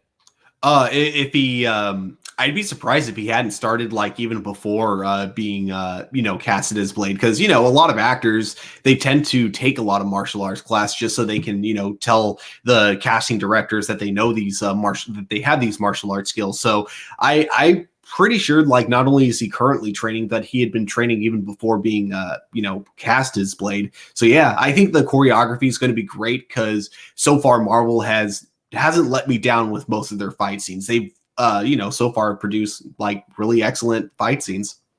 Yeah, I would be kind of curious if they would have this guy directing some of the fight scenes, or if they're going to have like a second unit director or like an action choreographer that's going to come in and actually handle some of the fighting and things like that. Because I got to agree with Nathan to a certain extent. Like, as excited about the idea of Ali as Blade in a movie that we're going to be getting, I immediately go back to Wesley Snipes and just the ass kicking that he would just put down on some vampires. And I really would love to see just the martial arts element that's kind of involved in this movie, and who they wind up bringing in to either train Ali, because I don't know if Ali has any sort of martial arts experience or background. I mean, granted, you could easily get yourself a body double to come in and do it, but there was something really cool about knowing that Wesley Snipes was the man that was just kicking all that ass out there because of how skilled he certainly was. So I am curious if Ali does have any form of martial arts training. It may not necessarily be on the level of like a Wesley Snipes, but going in to have some sort of training, I think, would be great, or at least to have somebody start training you in the world of martial arts before this movie even gets going. You know what I mean? Yeah, definitely. And I think that as long as you know the basics when it comes to martial arts, everything else can be like all the really extensive stunts, the ones that are like really hard to do. Those will be the ones where it'll be really easy to find body doubles. And especially now with how big the budget is for Marvel movies, and on top of that, with how great technology has become recently when it comes to just deep faking different people, I feel like now you almost don't even need to worry about camera angles when it comes to fight scenes, because you can just easily deep fake someone's face onto any stunt double at this point. That's absolutely true. Deep fakes definitely does work, because half the time they usually get me with it. But guys, listen, we want to know your thoughts. You hear this, that Blade and Marvel have finally officially found their director. So now we have a director, a writer, and Ali already on board, one step closer to actually happening, coming to fruition. How this is all going to fit into the MCU, who certainly knows? But in low-key, they at least did reference the idea when it comes to the TVA that they have encountered vampires before. So vampires do exist in the MCU. So it should be interesting to see how Blade fits into all that. But guys, we want to know your thoughts in the live chat or the comment section box below. One thing I'm kind of curious about going forward in the MCU when it comes to vampires is that we got the Blade, which is going to be all MCU, and then we also got Morbius, which is going to be, the Sony side of Marvel.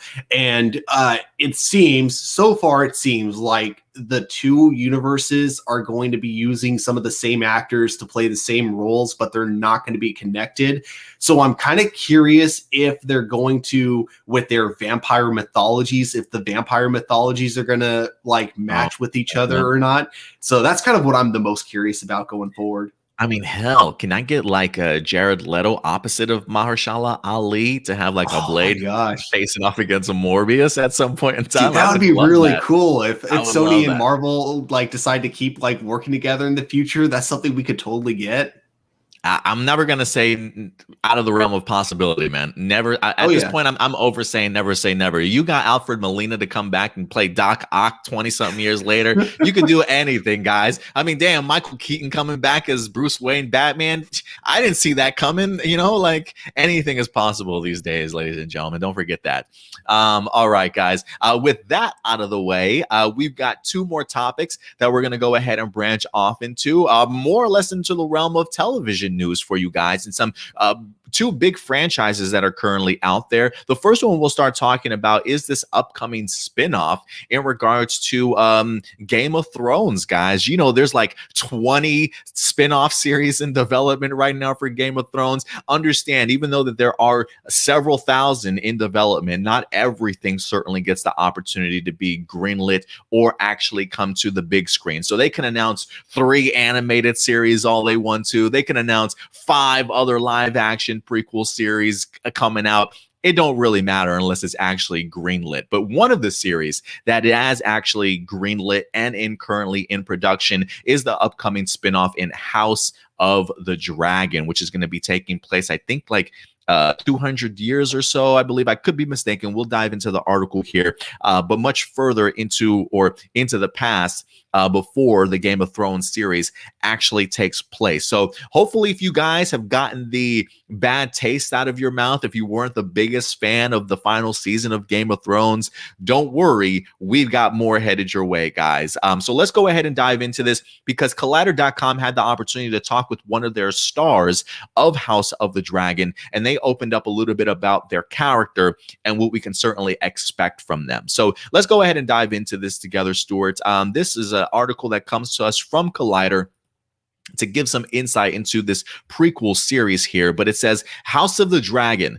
Olivia Cooke describes her complex queen in Game of Thrones prequel. People are going to want to see the worst in her. And I loved Olivia Cooke. I think the last thing I saw her in was Ready Player One, which I was a big fan of. But she's got some great titles under her name so far. But it says wanting to return to Fire, Ice, Games, and Thrones, but impatient to wait for George R.R. Martin to finish those books already. Lucky for you, plenty of Game of Thrones spin-off series are in various stages of development, including the HBO Max prequel series House of the Dragon, based on Martin's novel Fire and Blood, which, guys, is completed. Okay, so we at least got that out of the way.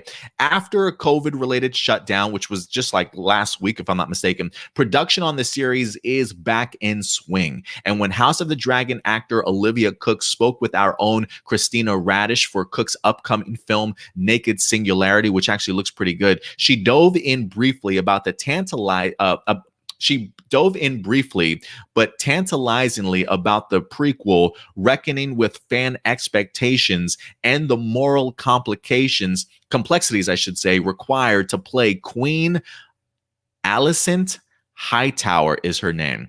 And here's an exclusive photo here as well, looking great. But it says, while Cooke admitted she wants to keep many of her queen's details close to the chest, she says, I don't know if I can say anything without really giving it away. She revealed that she's very complex, and I think people are going to want to see the worst in her. We do know that Queen Hightower is in a familial. King Lear, feeling battle for power with her husband, King Viserys, and her stepdaughter, Princess Rhaenyra Targaryen.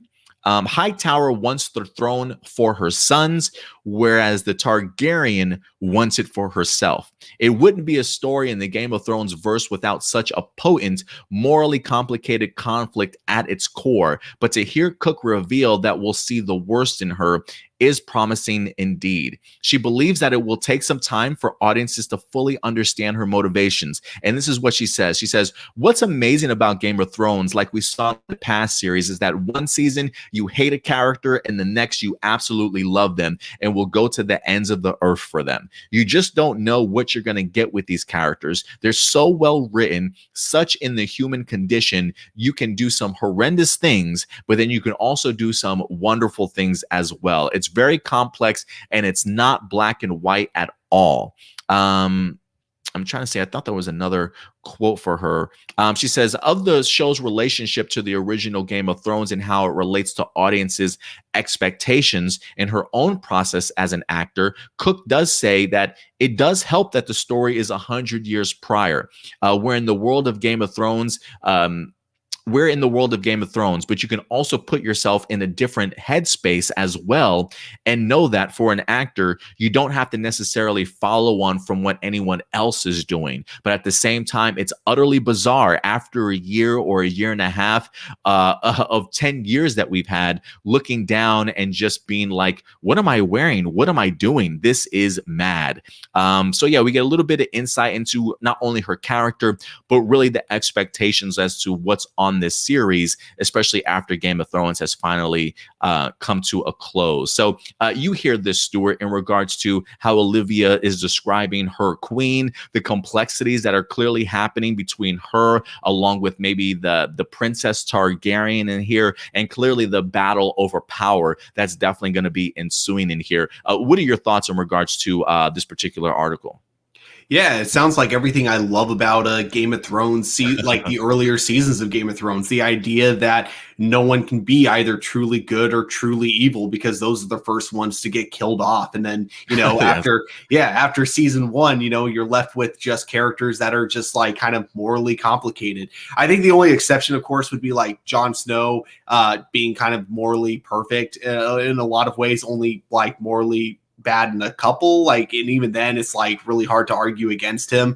And then the other one, of course, being Cersei, who's just like pure evil and everything. But I think those are like the only two characters that are like the exception, whereas like everyone else, you can't say they're good guys or bad guys like at all. And I think that if they're bringing that type of writing back to Game of Thrones with this new prequel series, I'm going to be just as intrigued as I was back when I first got into Game of Thrones, back when I think I first started watching it back when season 4 came out. That's when I started binging the entire series. And yeah, if that's the type of writing we're going to be getting, I'm all for it. Yeah, me too. And I think it does speak to George R. Martin's work as a writer. I know we crap on him and give him a hard time for still to this day not having finished the Game of Thrones stuff. After how long has it been since that series finished? Like 2-3 years ago? Yeah. Has it been a while? I like to think what happened is people hated the ending and were saying they should have gone with George R. Martin's vision. And he was just like, right, that totally wasn't my original plan. And he's like erasing it, starting over again, trying to pretend, yeah, that totally wasn't my plan. But the fact that she even says in here that she loves the complexity of these characters, that's really what I think grabbed the attention of so many people, especially very early on in Game of Thrones. The fact that they do at least have the books completely finished, right? The stories that they certainly wanted to tell, now being able to adapt his work. It worked for Game of Thrones very early on in its seasons, and I do think that same complexity is going to come back to House of the Dragon. That's one of the things that I'm really excited about. And if she mentions the idea that it's not really just all black and white, that there are some gray in there, it, like you said, it's really going to tap into the things that made me love Game of Thrones so much, wanting to kind of come back to it also. And I do think that there is something fun about tackling the idea of a prequel series and going so far back into the past, because I'll make a connection here, Stuart. Like for me, as a Star Wars fan, while I didn't appreciate necessarily the prequel series as much as I maybe do now, you do see just what the idea of, and again, when it comes to the prequel series, right, that only took place, like 20 years into the past sort of thing. So there's a lot more sort of immediate connections that the prequels kind of lay down for you as you go into the original trilogy and things like that. But it does at least just open and broaden this world. And like for me, I'm like right now I'm reading the High Republic novels that go even like 200, almost 300 years further into the past. And there is something really cool about having just that freedom to kind of tell these unique stories and tackle these brand new characters, and really seeing just how that world is established at such a young age, and really just how some of the ramifications of even things that happened 200 years into the past might influence some of the worlds or some of the people into the future, that the stories have already been told for. So my excitement level is really going to be able to go back to some of these characters that maybe we've only had mentioned in the Game of Thrones series, and really have their stories finally fully told, or maybe brand new characters that we didn't know had such an impact on Westeros, or that world in general, and really seeing how it kind of forms the series in Game of Thrones that we've all sort of watched. So there is, I can see, like, for her as an actor, while I'm sure going into the idea of a Game of Thrones spinoff is some sort of expectation to have on you, I still almost think that there is a level of expectation that's kind of taken away from you too, because you get to dabble in a time period that is really not that super connected to things, but certainly will definitely play a bigger role overall as it kind of all comes together. So I really love what she said about that. But how do you like that idea of taking a prequel series or visiting a prequel series in a time period that's so far away from what we've seen so far? It's the easiest way to do it. Doing a Star Wars prequel series to Game of Thrones would have been way too complicated because, there's so many branches of where, you have to make sure things end in very specific areas. Otherwise, fans are going to call you out and say, hey, this doesn't make sense. This doesn't line up with this or that. And so that would have been way too difficult, I think, with a series like Game of Thrones. So I think this is a much better approach when you're taking it back a couple hundred years. Therefore, like any kind of gaps that need to be filled in, you leave enough room to where it's like either fans can fill it up in their heads, or like future content that comes out and like later on can fill in those gaps. So yeah, I think 200 years, if that's when it's taking place. I still am not 100% sure how many years ago this takes place, but I know it's at least a couple hundred, which gives them a lot more creative flexibility. And it also means that, there's going to be twists and turns that, we as fans aren't going to see coming. The biggest problem with also doing a direct prequel, Star Wars style, is that, no one's going to be shocked when Anakin becomes Darth Vader, that type of thing. Yeah, so you won't, and you don't have to worry about that. So I think this is I think 200 years is like a really good area for them to be able to tell their own unique stories and really get to have a lot of fun. It's exactly what I loved back in the day about the Knights of the Old Republic video games. That's a great comparison also. And again, I think for some people that maybe, again, I didn't have a problem with the final season. I know some people certainly did, so I'm not going to ignore it. Like Marcelino says, the second episode of season 8 of Game of Thrones was one of the few good things that the final season brought. I actually really enjoyed the final season and what they were able to do, and kind of wrapping it all up. I personally would have extended the season a little bit longer. I don't understand the idea of having so many few episodes. I think if anything, there are elements that felt a little bit rushed that I kind of wish would maybe drawn out, but maybe like 2 or 3 more episodes I think would have been really great for that season. But overall, I really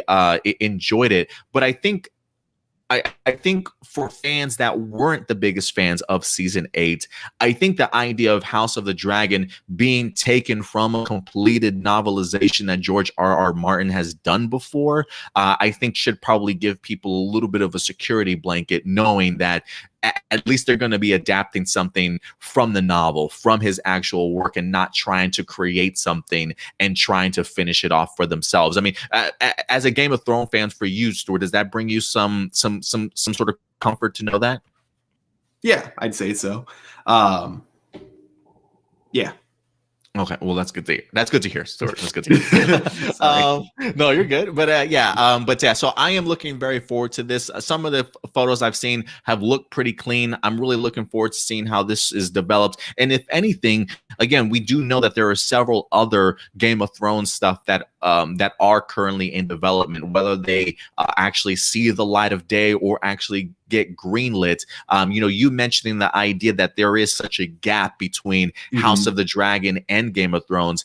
It's a perfect opportunity, whether it be animated series or live action series, to maybe fill that void in between and some other adventures that have happened in that world. So I think HBO is super smart to, and Warner Brothers super smart to stick with Game of Thrones even after that series has wrapped up.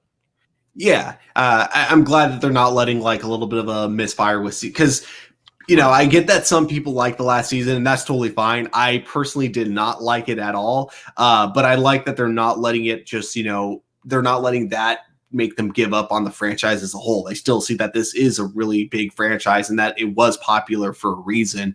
And I'm also glad they're not doing what they originally made it seem like they were doing back when the last season was airing, which is they announced like they had 4 different Game of Thrones spinoff shows in development. And what it turned out is that they had 4 ideas for spinoffs, but it's not that they were developing them all at once, which I think this is a lot smarter to do this. Do it like one at a time. And then, maybe as like they get, more and more popular, then that's when you could probably have like 2 going on at the same time. Maybe have one that airs after the previous one ends.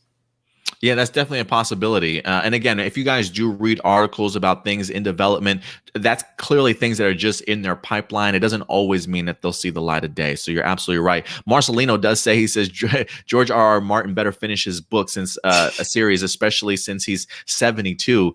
Stuart, I don't think he's going to finish him. I don't think he's going to finish that book. Do you think he'll finish it?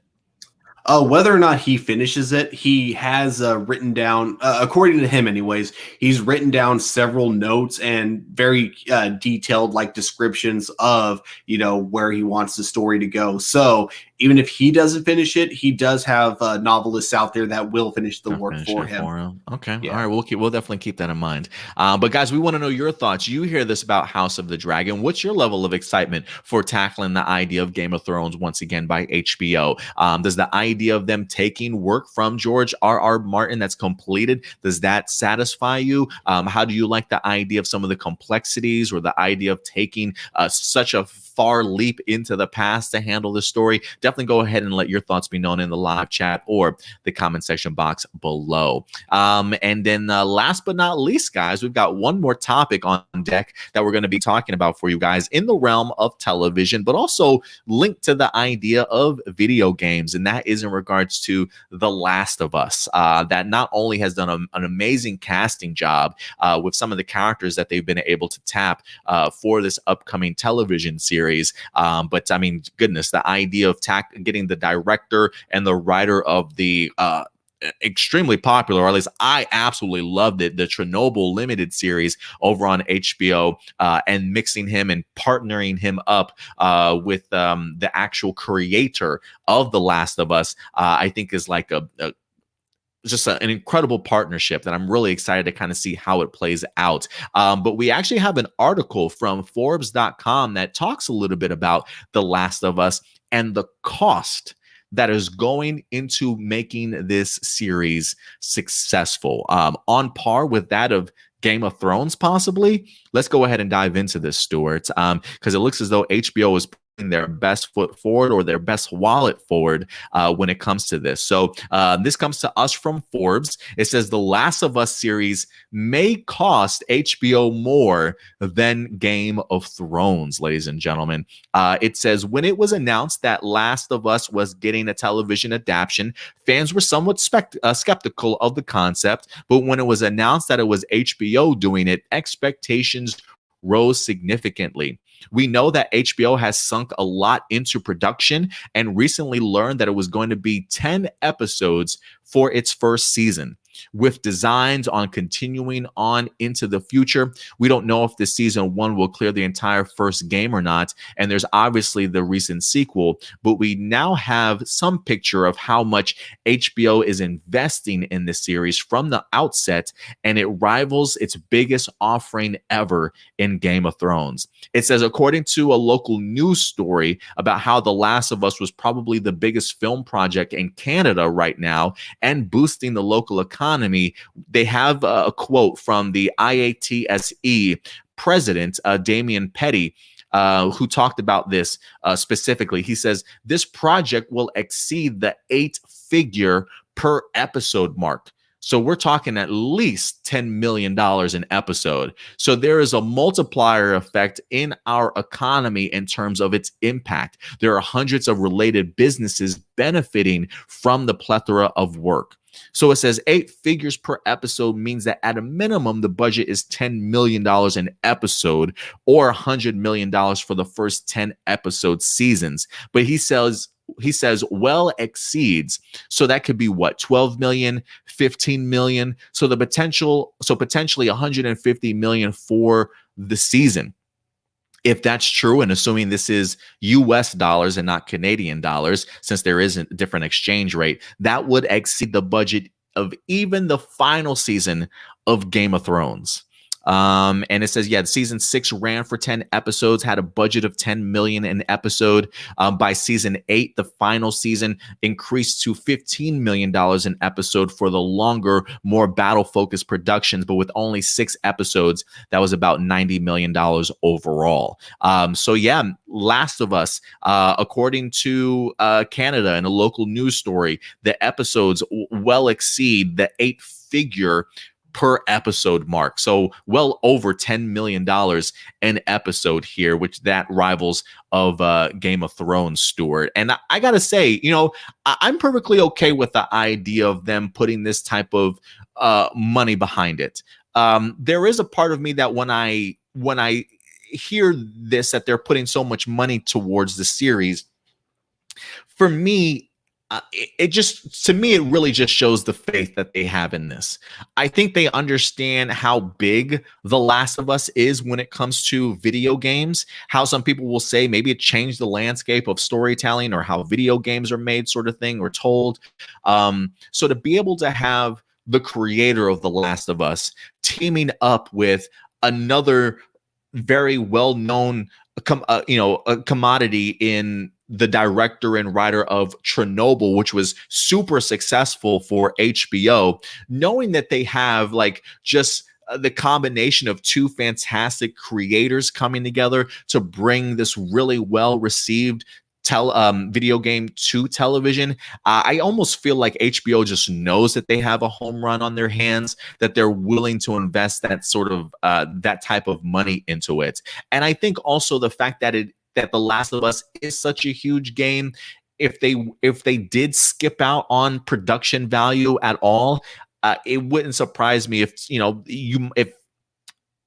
I wouldn't be surprised if there was some pushback from fans or creators wondering why they didn't, invest a little bit more in this. While I personally haven't played the Last of Us video game, I'll definitely leave that up to you, Stuart, to kind of dive into that a little bit more.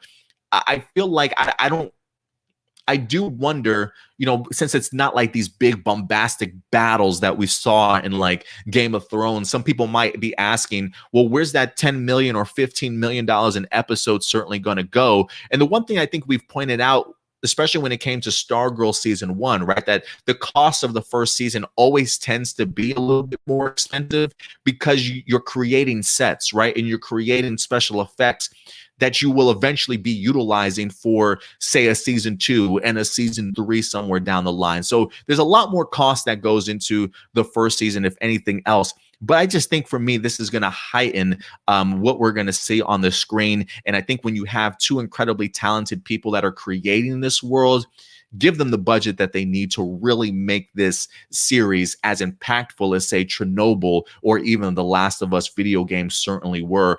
So I have no problem with them putting this money towards it. If anything, it just shows me how confident they are in this series kind of going forward. But Stuart, you hear this, them spending as much money on the final season of Game of Thrones as they will be for the first season of The Last of Us. Do you think this is too much, spending way too much money, or do you think based off what we're supposed to be getting, that this feels about right to really make this show successful? What do you think? Well, my assumption is that where the money is probably going to be going to is two things. Like one of them, the game, or wow, sorry, I almost said Game of Thrones. I meant to say Last of Us. there's a lot of traveling in that video game, which means they are more than likely going to have to be building like several sets, and each of those sets still have to look very post-apocalyptic. So, you know, you got to think about like all the different areas that they're going to be filming in, all the different like residential areas more than likely that they're going to be filming in, how much they have to pay to like empty out the entire streets and then also decorate it to look apocalyptic and then clean it all up afterwards. That's really expensive. And then on top of that, you know, you look at the type of zombies that they got in this video game. They're not like, you know, the regular zombies that you can put makeup on. If they want it to look video game accurate, so they can do that weird thing with their mouths that, you know, you can't have zombies do like with makeup, unless you want to get really expensive with the makeup. You know, and that's going to cost, again, a lot of money to do. So I totally get why this is a very expensive series if they want to do it right. Now, that said, yes, they could do it on a lower budget. I don't think adaptation of Last of Us needs to have that much money behind it. There are definitely a lot of like shortcuts they could have easily made, but I feel like just knowing HBO, they don't want any shortcuts at all. They want to know exactly what they need to make this movie or make this series look as incredible as possible to make it have the biggest impact it could possibly have. And I think that's one thing they want to do. They want to be able to film at multiple locations, have each of these locations look as detailed as possible. And I think they want to be able to have as many on-screen zombies as possible and not have to worry too much about COVID restrictions. So therefore probably relying a little bit more on CG for some of the zombies in order to make it look bigger than it actually is. Yeah, so, you know, it's one of those things where I totally get why it has the big budget. But at the same time, I could totally see this being done with a lower budget if they needed to. Yeah, I definitely see what you're saying there.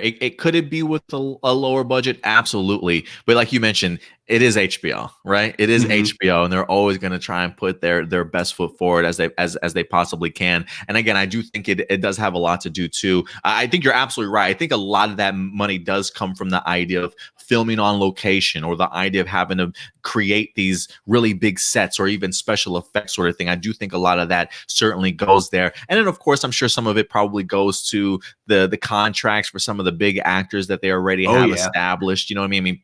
Pedro Pascal, I mean, is a huge star right now. I'm kind of curious what he's currently getting paid for this. But I think it also kind of shows confidence in just the creators alone. So the vision that they certainly want to be able to bring it in as best quality as you possibly can. So I definitely understand why they're putting this money. But you're absolutely right. It certainly could be made for less. But when it comes to HBO and just what they do with some of their HBO original series, yeah, they truly never really flake on that type of stuff. So I'm really looking forward to this. This will be, again, while I haven't played the video games itself, everybody keeps telling me, Adam, if you do anything in your life, please just play The Last of Us. One day I certainly will, but this will be my first introduction kind of into the world if I don't play it before the show winds up starting. But I got to say, I love Chernobyl. If nobody has had the opportunity to watch Chernobyl, please do yourselves a favor and check it out. It's a marvelous series. So to be able to have these brilliant minds coming together really has me hyped for the storytelling that we're going to be getting out of this series. And I cannot wait to see this in HBO. I'm so freaking pumped, honestly. And if anything, the article does also mention that they don't know how far season 1 will get, based off of the idea that I don't even know how long the first video game is, but we also have ourselves a sequel already out. If you had to guess, Stuart, how far into the first season do you think they will get in this compared to the video game? Do you think honestly, it's going to be the whole first game? I feel like you could tell the entire video game within 6 episodes. I mean, the video game itself really just felt like a very long movie. And I mean, there were kind of a few areas where you could have like kind of cut it out of the game because it's not really fully necessary for the overall story. So personally, I think this could be like a 2-season series. Have the first video game be season 1, and then the second video game almost feels like it was written to be a television series because of like just the way the pacing of the storytelling goes. So, I feel like 6 episodes should be enough to tell the entire story of the first game, and then maybe 10 episodes could tell the entire story of the second game if they want to do it that way. Okay. All right. Yeah, we'll definitely see how the format winds up hitting us. But Marcelino Vasquez has a question for you. He says, "So Stuart, what do you want to see in a potential Last of Us Part 3? Any ideas based off of where Part Hmm. 2 left you?" I really don't know where they could go with a third part because of just the way the second one really just ended. Is there any word that they're developing a third? Not that I know of. Hmm. I feel like if they do another Last of Us game, I don't know if I would want to see any more Ellie, just because I feel like her story was kind of completed at the very end. So, if anything, I wouldn't mind seeing. Oh crap! I forgot the other girl's name that we follow, the really muscular one. I would love to see where her story continues with the kid that she finds like at the other place, because yeah, the way that ended, that's what I was kind of more interested in. In fact, it was kind of funny playing the second game. I actually was kind of rooting for her character more than Ellie by the end of it. Oh, really? Okay, Yeah. that's pretty funny. And speaking of other cast members and other characters that are in this show, I'm glad that you guys actually kind of brought this up a little bit. Abby, is that her name? Yeah, Is that Abby. her name? Yeah, that's right. Abby. Yeah. Okay. I'm glad you guys actually kind of brought that up because when it comes to The Last of Us, we actually did get ourselves a brand new casting announcement this week, which I thought was pretty interesting because it is an actor that I'm absolutely in love with from her time over in Fringe. But let me go ahead and close this down. But Deadline's actually reporting that the actress Anna Torv over from the movie or the television show Fringe has actually been cast in The Last of Us also. I'll bring this up real quick. A little bit of an impromptu article in here, but it says The Last of Us, Anna Torv to recur in HBO series adaptation of the PlayStation video game.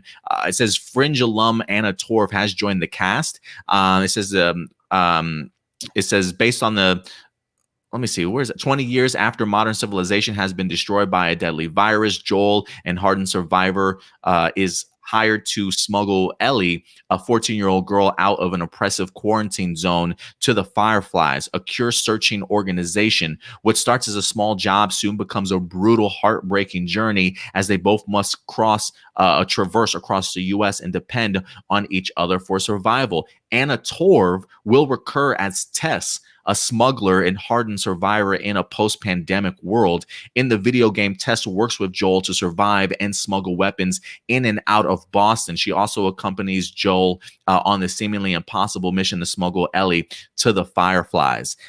So yeah, it looks as though to play the character Tess, we now have Anna Torv that's going to be joining the cast. I absolutely loved her in Fringe, and all. I mean, I think Fringe is.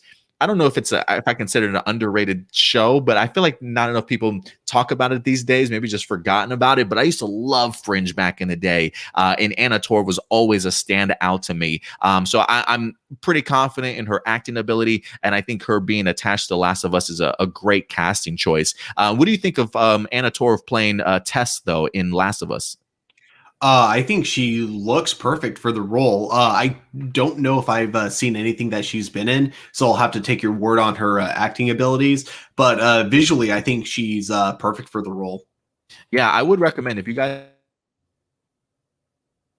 haven't had the opportunity to check her out in Fringe, do yourselves a favor. I think it's a series that you guys might find yourself falling down the rabbit hole about because I was a really big fan and wished it had continued. But I think we got like how many seasons was there? Like, let me see, Fringe. I want to say like 4 or 5 seasons, but maybe I'm wrong. But yeah, it was an incredible show, incredible show. But guys, listen. At the end of the day, we want to know your thoughts. You hear the idea here that when it comes to the Last of Us, HBO certainly is not going to pull any expenses and really going to put their best foot forward in regards to this. Almost to the point of Game of Thrones level type of money, if not a little bit more. So does that excite you? Do you feel that that's a waste of money? Where does that leave your excitement level for The Last of Us? We definitely would love to know your guys' thoughts in the live chat or the comment section box below, guys. All right, so and I think with that, I think that wraps up all of our main topics Well, today. one thing I do want to kind of bring up, Sure. not relating to the budget, but just relating to the writer that they got on board. I really hope Chernobyl is as good as you say, because as I'm looking It's through this guy's incredible, bro. IMDb, he has done a lot of really bad movies. What's his name again? uh, Craig Mazin, is that how that's Oh, pronounced? man, Mazin. Yeah, amazing. Yeah, I think because his name's amazing. yeah, I'm looking at his IMDb. He did Scary Movie 3, 4, superhero movie, and then Ooh. Hangover 2 and Hangover 3. So like, Oh, he even did The Huntsman. He was a writer for The Huntsman. You know, it's crazy to me. Like, it's crazy to me that he has that type of filmography, but like Chernobyl was incredible. Like, I wonder if it's the idea of maybe, I don't want to say adapting work, but the idea of like, I mean, the fact that he had, you know, history already kind of written, right, about what happened with Chernobyl, and then, you know, kind of put that all together in his own adaptation for the series. I'm wondering if maybe adapting is something that he's much better at in regards to, instead of just telling stories. Because you're right. I mean, when you look at his list of movies, it definitely gives you the shivers up your spine. But I got to tell you, man, if you have not watched Chernobyl, please do yourselves a favor, because I do think that this is an incredible opportunity here. But I will say this, even Stuart, you know what kind of freaks me out too? Now that I look at his IMDb, he's got Borderlands on there. And you know how much indie has already been like shitting on the movie based off of just some of the casting choices that they've made and the direction that they might go. If he's writing Borderlands 2, that might even worry indie a little bit more here. But I gotta say, I'm honestly not that worried. I think based off of what I've seen him do in Chernobyl, I feel like I'm trusting you with this, man. But remember, I think it's important to remember he's not the only person working on this. They do have the creator of Last of Us heavily involved. It's not like he's sitting on the sidelines or anything like that. Like, they're both crafting this story. So I think that's what, if anything, gives me even more confidence about this series being successful. yeah, what it might just be is that he's not funny. So when you look at a lot of his bad movies, like, Maybe. he just probably just doesn't know how to write comedy. But I assume Chernobyl's like a drama, right? Yeah, it's like a drama. Yeah. Yeah. So maybe that's it. So maybe it's that he does good. He has good writing when it comes to writing like more serious material. So Awesome. probably for The Last of Us, we might get to see a lot more of his like actual good writing shine. But more than likely for Borderlands, probably not.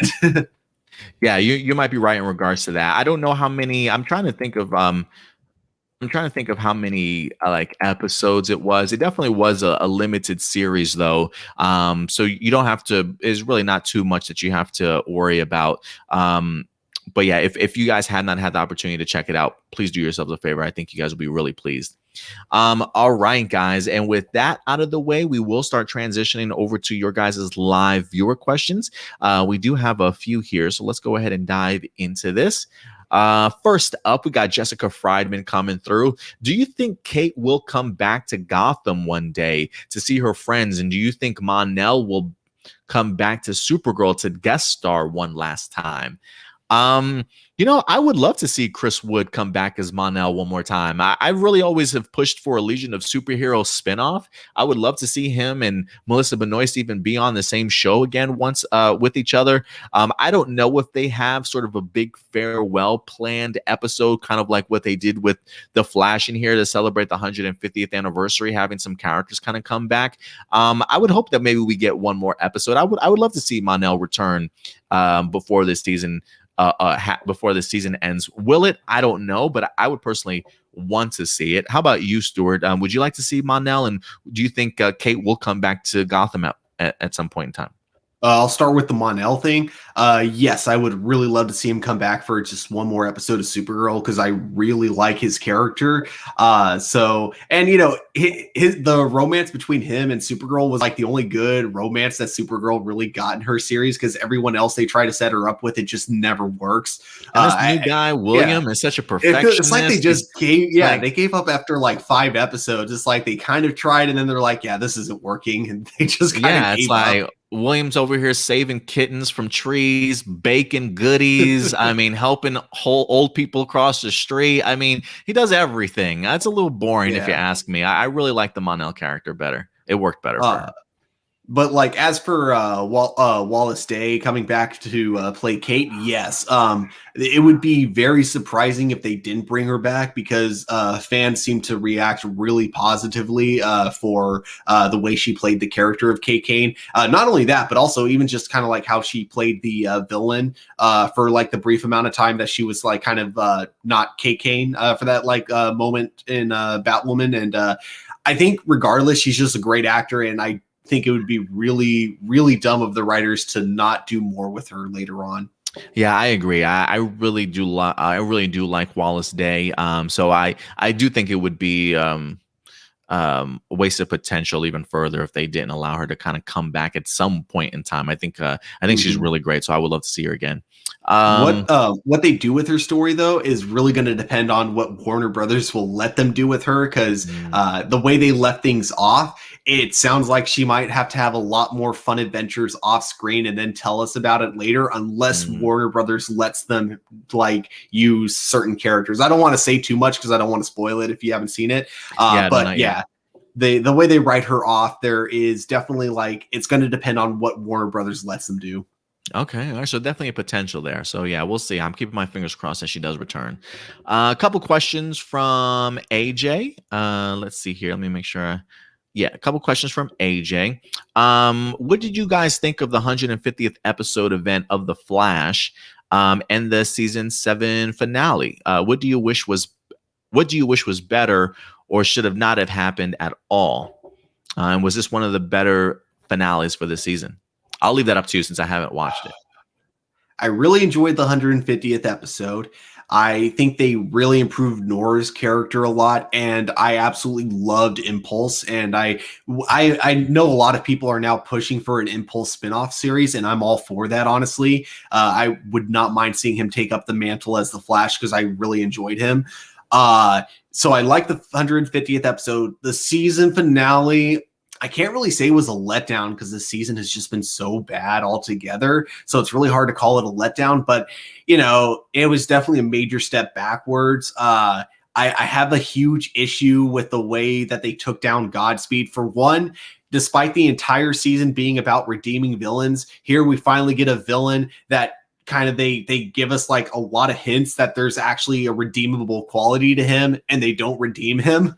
So I thought that was really bizarre in that sense. And then on top of that, like the way they take him down, Barry relies on Reverse Flash to do what he can't do. He's like, I don't kill, so Reverse Flash, I need your help to take him down. And then Reverse Flash almost kills him. And it's just like, that makes you just as guilty, though. I'm sorry. You can't have that's like hiring an assassin, you know? Yeah, you just that's literally still killing someone. Like that, it was so I'm dumb. Sure you can go to jail for that. I'm sure you can go to jail for that. That pissed me off so much at the very end, like when he tried to justify bringing Eobard Thawne back to help him take down Godspeed. I'm like, no, Barry, you're a murderer. Or, you know, technically Godspeed didn't die. So he didn't die, but still, that's what could have happened. Barry knows that's what could have happened. So yes, attempted murder. While I haven't watched those episodes, I did see on Twitter, and I wasn't sure for a while if what I was looking at was real. Did they literally have a lightsaber battle in the finale? Like, so dumb, but I saw it and I'm like, is this real or is this fan edited? And it looked fucking real, so I had to ask the question. They do this thing where they use the Speed Force to create lightning, and then they grab the lightning and they use it as lightsabers. I wouldn't have minded that if it was like in a filler episode. That just seems like such a dumb way to end a season, though. It feels like something you should do in a fun filler episode. It's not when you're supposed to be like giving us a big finale. So let me ask you. Eric Wallace is the showrunner. This isn't his first season, right? He did the last season too with Bloodwork and stuff like that. Was that his first season? Yeah, and that's why this is surprising to me, because season 6 I thought was so much better than seasons 4 and 5 in a lot of ways. So I thought Eric Wallace was going to kind of improve the show for the better. but season 7 was just such a big letdown. Like, I'd say season 7 is actually the worst season of The Flash. Ooh, damn. Ooh. Yeah. Oh man, that's crazy. I haven't watched this season. I'll take your guys' word for it. And for those of you who haven't watched, Indy has his reviews up for The Flash. So if you want to check out Indy's thoughts on those episodes in particular, they are up on our YouTube page. So go ahead and check out our Flash reviews also. Thoughts on Superman and Lois this week. Tomorrow, as I write this, the last week. Thoughts on Superman and Lois this week and last week. When Supergirl comes back, will it be once Superman and Lois concludes its first season, or you think Supergirl will finish its final season without any more breaks? I'm under the impression that Superman and Lois wraps up, and once that wraps up, Supergirl comes back to finish off. I'm not expecting any breaks for Supergirl because Supergirl is completed in regards to its filming, if I'm not mistaken. I think it was Superman and Lois that were having some of the hiccups in their filming, but I think Supergirl's ready to be unleashed on the world for once Superman and Lois finishes. Is that correct? I'm pretty sure that's how it's going to happen.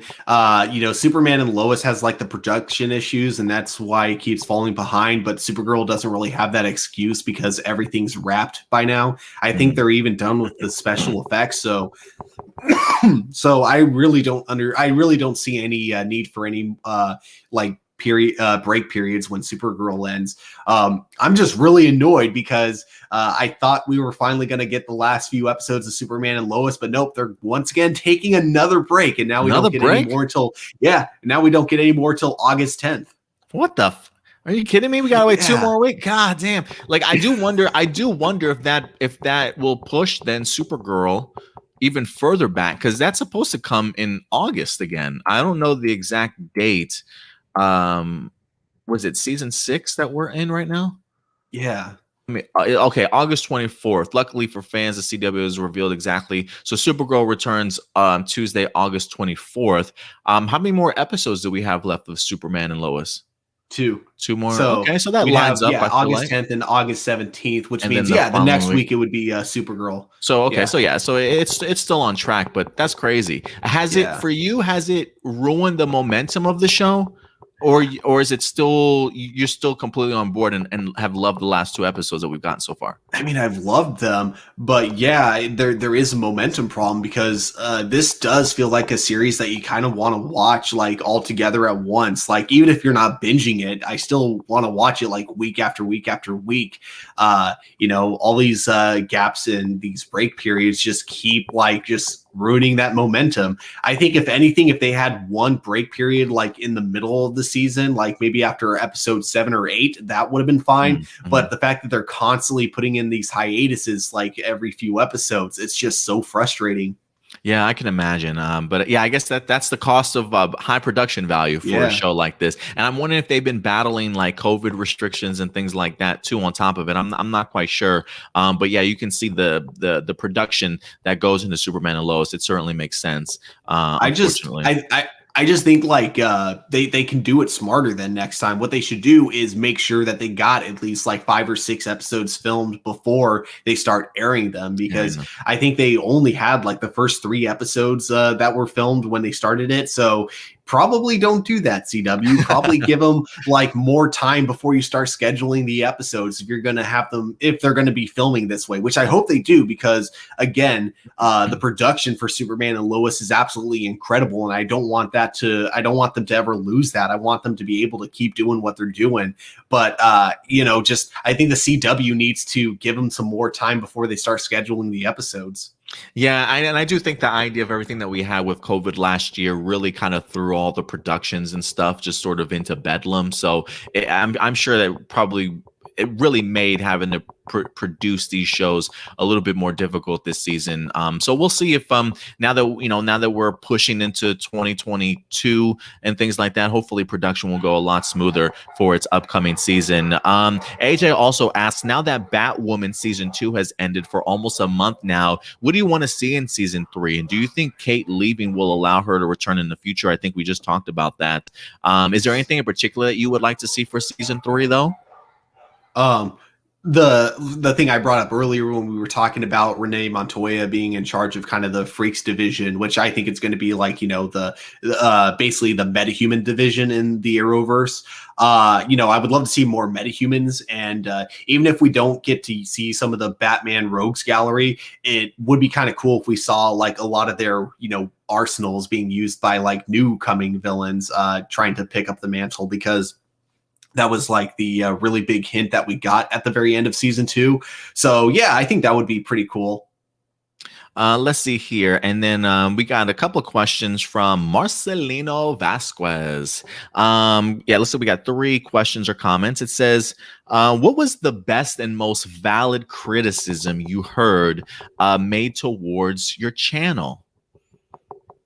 Now, let's say I'd be interested to answer this because Stuart, this channel hasn't always been A Plus Hero Report.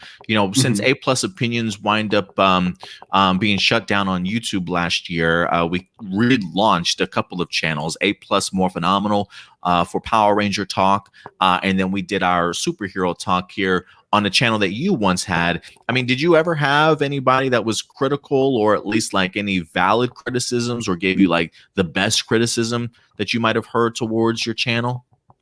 Yes, my friend Alex, and then it was actually funny because we were like driving down the road when this happened. All of us were in the car, and my friend Alex like brought up the fact, oh yeah, Stuart, could you stop spoiling stuff in your thumbnails for us, please? And then like my friend Isaiah was also agreeing, like, yeah, man, what the F? And they were like basically kind of ranting to me for about a minute straight about how like I want to say it was the Mandalorian reviews that they were referring to, that whatever we were putting like on the thumbnails was like giving away so much, so they'd like see like a big like thing happening in the episode before they had a chance to watch it.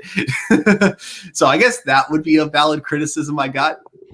I think I'm trying to think what type of criticism or like valid criticism I've gotten. I mean, like, people recommending like, hey, add some background music, or like, hey, add, change up either the opening theme, maybe get like an actual like intro developed and things like that. Maybe when I was kind of starting out. So maybe little things like that. I will say this. I went on a rant for like 30 minutes yesterday on A Plus More Phenomenal because we tackled the issue of these racist tweets that were thrown out there from one of the voice actors that's going to be in an upcoming series. And I went on like a rant for like 30 minutes, and it really made my blood boil. It felt very much like my video. I was trying to give a little bit of a history lesson for those that didn't understand why what happened was so important, or why it was so impactful, or why it has the meaning that it does. And I do find myself sometimes when I go on my rants, one, I tend to curse a lot. It's just the New Yorker in me, I think, that just naturally comes out. Sometimes I feel like maybe I can be a little bit overly aggressive in trying to express my point, along with also allowing it to be sort of an educational sort of thing, right? I did have somebody comment on the video, and I don't know if he was referring to me as sort of like the problem in regards to like, while some people say they're trying to educate, it comes across as like a cancel culture mentality. And the one thing that I said in my rant was, I'm not trying to cancel the guy. I'm not trying to say, hey, fire this dude from what happened, but bring some sort of awareness to this guy, some sort of levels of education, so that he knows what he did, was wrong and hurtful for our community. And so I think when I look back on the video, would I take it down or do anything differently? Probably not for that video, but I do think maybe going into the future, maybe I'll try and come across a little bit, I don't want to say more reserved, but just maybe have a better plan as to how to tackle it. You know what I mean? I felt like my points were relatively valid, but I think maybe just based off of how I presented it, maybe people could kind of take it the wrong way. You know what I mean? So maybe I'll go into it a little bit differently in the future. But I think when I do go on my rants, it's because it's something that I'm passionate about, and something that really affects me, or that I see as a bigger picture type of thing. And I think maybe my passion can sometimes overtake it. You know what I mean? So maybe I'll be a little bit more mindful of that. Maybe I will, maybe I won't. I don't know. But I don't necessarily know if it was a criticism towards my channel or not, but I did think that the guy made some interesting points that maybe going forward I'll definitely express. But if something pisses me off, I'm gonna tell you about it, and then I'll do my best to at least educate you in regards to why it certainly does and why people have the right to certainly be angry about what certainly occurred. So maybe in that extent, I think it's something at least most recently that wind up hitting me. Yeah, and for me, like I haven't seen the more phenomenal video yet, but I was planning on watching it later because it you are bringing up a lot of topics that I'm really interested in, especially with the thing about Hasbro, or no, sorry, with Power Rangers congratulating Toei. Like that's actually really cool. But that being said, regardless of like how you articulated it, I think just the fact alone that you're emotional about it should still be enough for the person that you're referring to kind of like look at that and see the way it's like affecting other people, see how like emotional it's making them, and that should be enough for them to kind of go, hey, maybe I should rethink a few things. Yeah, and I'm hoping that that's what it does, And I tried to reiterate it to people again, like I'm not trying to cancel the dude. I just think the times like this is the opportunity to actually educate some people and to actually let them know why what you're doing is really insensitive and derogatory type of thing, and just rather disgusting. And so, if it clearly affects everybody in a different way, I just don't want people to take my passion for how I feel about something like I'm canceling somebody when it's really not that at all. So, I'll definitely be mindful of that when I go forward into the future. But a great question, Marcelino. So thank you very much for the well thought out question. He also asks, what do you think of the Boys VOT News Network, where it's a news segment detailing what's happening to the characters between season 2 and season 3? I didn't even know they had that, Stuart. Did you know that? I did not, but now I got to check this out. It's called the VOT News Network. VOT News Network. It says where it's news segments detailing what's happening to the characters between seasons 2 and 3. Like I'm wondering if that's actually produced by Amazon, or if these are just fans that, whether they've watched the comic books or maybe trying to fill in the gaps about what happened through season 2 through like this VOT News Network. I don't know how that works, but that's actually pretty cool concept, because I'm sure there probably will be maybe some type of time jump from season 2 to 3 of The Boys, but I think that's pretty cool. What is it like when you're looking at it? Oh my gosh, the layout is exactly like Fox News. It's hilarious. Okay, I gotta check this out. This looks awesome. I'm gonna add that to my playlist. Does it look like it's something that Amazon's doing, or is it just like a group of fans, the fandom? It's under the channel IMDb, or sorry, wow, I meant IGN movie trailers. So I would assume if it's on, no, there's another one that's just called VOT International. Due to the production behind it, I'm going to assume it's produced by Amazon. Like I'm going to consider it official canon. Ooh, okay. Unless I watch it, and then it contradicts the show, then maybe not. But right now, just from the production alone, I'm assuming that it is like official from Amazon. That's pretty cool. Thank you for bringing that to our attention, Marcelino, because I didn't know that they were even doing that. But now that I know that they are kind of filling in that gap, I might check it out for myself to see what some of these characters are up to. So again, it's called VOT News Network. That Marcelino states that it deals with what happens with the characters. He also says it's available for free on YouTube, and yes, it's produced by Amazon. New episodes every 7 of new month. Every 7th. Okay, so the 7th of every month. Okay, interesting. That's pretty cool. Know that Amazon's going that extra length to do that. That's, man, that just continues to show like their commitment to the show. You also asked, sometimes when a movie or TV show has leftover questions, instead of answering them in the sequel, they will sometimes instead answer them in a novel or comic. For instance, during the Star Wars sequel, there were several questions left unanswered, and instead of answering them in the sequel, they would answer them in a novel or comic. To me, this is completely unfair to the average viewer. Hardcore fans like you, Adam, will be willing to pay the extra money, but the average viewer should not be willing to do the homework. What do you think? Okay, so I'm gonna slightly correct that when it comes to Rise of Skywalker. It's not the fact that there was so much in the script that they couldn't fit into the movie, so they had to put it into novels and spin-offs. What it was is that there was just so much J.J. Abrams didn't care enough to write down himself, so other people had to fill in those gaps for him. And yeah, I don't mind it when it comes to small questions that aren't really important to the grand scheme of things for like the bigger picture. For example, Force Awakens, you had the scene where they find Luke's lightsaber and Han's like, where'd you get that? And Moss is like, a good story for another time. Like, that's the type of question that doesn't need to be explained in the movie. I don't mind getting a novel to explain where that lightsaber came from. But when it comes to important questions like why is Darth Sidious still alive, those are the kind of things you don't leave to the novels. Those are the type of things that need to be answered in the movie itself. So yeah, no, I absolutely hate that depending on the question. What'll be funny though is that sometimes it'll be used to fix plot holes in in some of the funniest ways. Like there was the famous one, which was from Star Trek II: Wrath of Khan. There was like the whole thing where Khan recognizes Chekhov, even though Chekhov wasn't in the original series at the time when Khan was first introduced. And so now you have this whole novel that came out like years later that explained that Chekhov actually was I think it was like he was interning for the Enterprise that particular day, and so Khan just happened to notice him at that point or something. It was something really dumb, but I love the fact that fans will go through all that effort to kind of write their own novelizations to explain plot holes in that kind of sense. So sometimes it can be good, but if it's important aspects of the film, then that's a terrible idea. You don't do that. When you're watching a movie, all the important questions for that movie need to be answered within the movie itself or in the sequel.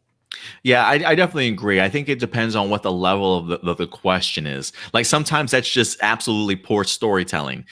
Some ideas and questions that you have that should be told in the story itself. Like I don't think Lucasfilm, when they see a script, they're like, oh, you know what, that leaves a big plot hole, so let's just move that to the novels or the comic books. No, I think there are certain things that they maybe minuscule or some things that they mention that they maybe want to explore, but when it comes to the movies, I think it really just depends on how big of a question it is. It could just be poor storytelling, that it's not brought up, and I don't think necessarily Lucasfilm has the mentality of saving things that should be in movies for comic books. I think it's just the idea of you leave little breadcrumbs in the storyline, and then if they want to go ahead and further explore it, I think it's perfectly okay for them to certainly do that in a novel or even a movie. Like for instance, right, we got goodness, A New Hope was around for years before we got something like Rogue One, right? One of the questions of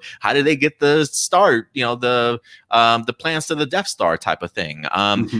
Creating a movie to answer that question, I thought was pretty brilliant. But I don't necessarily think like George Lucas had in mind, I'm not going to let them find out how the thing, because I want to later put this in a comic or novel. And I don't think that's how it works out. Sometimes it is just bad storytelling, and sometimes it is meant to be on purpose. So I think the bigger questions that are left unanswered, that probably does go to more poor storytelling than anything else. But I like the idea of Lucasfilm leaving some mystery to later be explored, because there are fans like me that want to be able to either just enjoy what they see in the movie or be like a big nerd like myself and go back into history and learn all the little details of how things are kind of connected and stuff, and all that really fills in the gap between the novel and the comic book. So not everything needs to be put into a movie or a big budget. I would certainly like to see some of these stories though told on the big screen and live action, but I'm okay with it as long as it's a point that's not going to as long as it's not something that should have been in the movie. Like if they do a whole Darth Sidious movie outside of this that fills in that gap as to what happened to him during that time period, I feel like a lot of that should have just been told in The Rise of Skywalker, because it just would have lifted that movie up. If they were to do a spinoff or anything like that to fill in that gap, I think that's just poor storytelling, or at least them trying to now kind of cover their ass. So I guess it just depends on the how big the question is that you kind of get left on. So I don't mind it though. I don't mind it though. Let's see here. Doomsday. What are your theories about Spider-Man No Way Home? Do you have any theories, Stuart? I don't really have any theories. I Man, mean, my I theory mean, is just like how do they meet each other? If that's the case, like how do all these? I don't have a theory though. I don't know about. I'll have a little bit of a prediction on how it's going to end. I do think they're going to kind of end it in a way that sets up Spider-Man, like Tom Holland Spider-Man, possibly jumping universes, and that way there can be like an actual like explanation for audiences of why like Tom Holland, when we see him in future Sony movies, why he may not reference the Avengers as much as usual. Yeah, I think I think we've definitely have talked about that before in the past. That if there is any outcome that we're kind of theorizing, it is the fact that maybe this movie will establish the Marvel and the Sony universe a little bit closer, or at least the idea of taking Tom Holland out of the MCU and placing him in that Sony universe that they're fully establishing. So I would be interested. But other than that, I don't really have any theories. Like there's so many question marks going into this movie. We still haven't even seen a first trailer. I don't even necessarily know where to go. Like I feel like even if I throw a theory out, that person may not even be in the freaking movie. You know what I mean? Mm-hmm. At this point, based off of all the security around it. So I don't really have a theory per se outside of Tom Holland being connected more to the Sony picture side. I'm gonna say this though, if it turns out that the multiverse elements of the movie are very underplayed, in fact, if they're like barely in it, I'm going to laugh so hard I won't even be mad. I'm just gonna laugh at all the fans who just went so over the top with their theories on how crazy this movie is gonna get, and just kind of say, hey, maybe you should have waited till we got a trailer before jumping to all these conclusions. Possibly for sure. He also says, what do you think was the better plot twist in the second Captain America movie? Bucky being the Winter Soldier or Shield, aka Hydra? I okay, due to everything that they had kind of built around it, because this was like one of the few periods of time where it felt like there was actually communication between the TV side of things and the movie side of things. I definitely would go with the Hydra twist. I didn't see that. Not only did I not see that coming, but my immediate thought after watching that movie was, oh man, this is really going to bring in a huge plot hole when it comes to Agents of S.H.I.E.L.D. I doubt they're going to rewrite the entire show in order to match, this movie. And then the next episode of Agents of S.H.I.E.L.D. airs and it's revealed that Hydra's behind everything. And you realize, oh my gosh, that they have to completely change the show structure now, because now S.H.I.E.L.D. is no longer around and they're still going to have to keep calling it Agents of S.H.I.E.L.D. somehow. To me, that was just impressive that they went through with that, with how much communication had to have gone on between the two of them. It's strange to me that they didn't keep that going in later seasons. Like when you look at seasons 3 through 5, it's clear that Jeff Loeb wasn't talking with Kevin Feige, and he clearly didn't know what the events of Infinity War were going to be, or Endgame, because when you look at Agents of S.H.I.E.L.D. and those movies, they do not line up at all. Even though Agents of S.H.I.E.L.D. constantly tries to reference the movies, it makes even less sense because of that.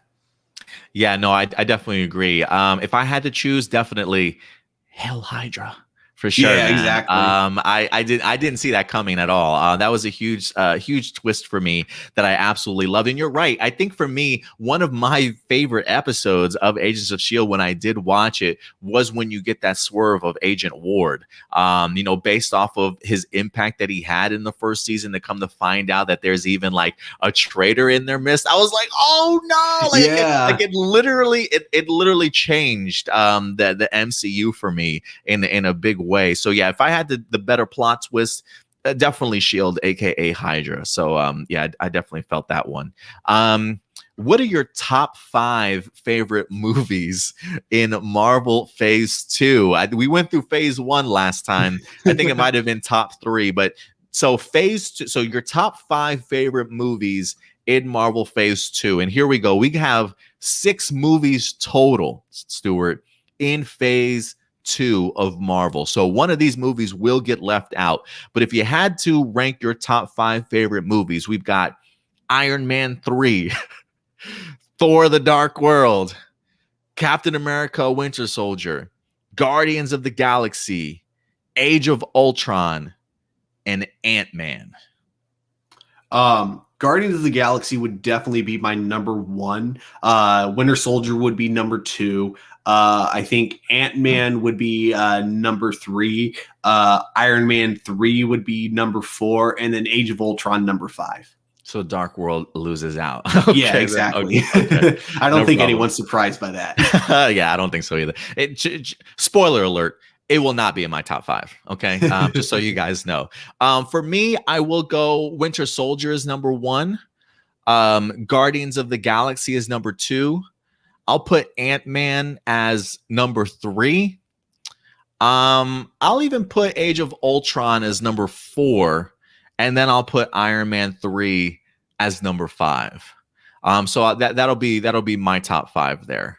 So not too bad. I think we're pretty good there with that list. Let's see here. And then last but not least, we got Adrian Perez coming through. Appreciate you coming through, Adrian. He's got a couple questions. Do you like all the Arrowverse shows this year? Only 18 episodes instead of 23. Do you think it's because of COVID, or it's much easier to keep a story going? I know for The Flash, for example, suffered from dragged storylines until season 6. So do you like Arrowverse shows this year only having 18 episodes instead of 23? I'd say for The Flash, it was actually probably an issue, which is weird because normally I think it actually helped in season 6 when they did like the 2 kind of arcs per season. But the problem is that they never finished the previous arc, so they had to conclude that arc in this season, taking up the first 3 episodes, and they had to do the whole Forces storyline within like 5 or 6 episodes, and then the Godspeed storyline in 4 episodes. And I think doing that, so you had to fit 3 arcs, and then also they even sprinkled in a few filler episodes. I think it really hurt the show, and it meant like because the writers had to, wrap things up really fast, it caused a lot of plot holes and just things that just really make zero sense when you think about them for the season. I think for me, I am a big supporter of the shorter seasons. I do think that maybe there was some COVID related stuff that helped, that maybe forced them to kind of jump down to shorter amount of episodes.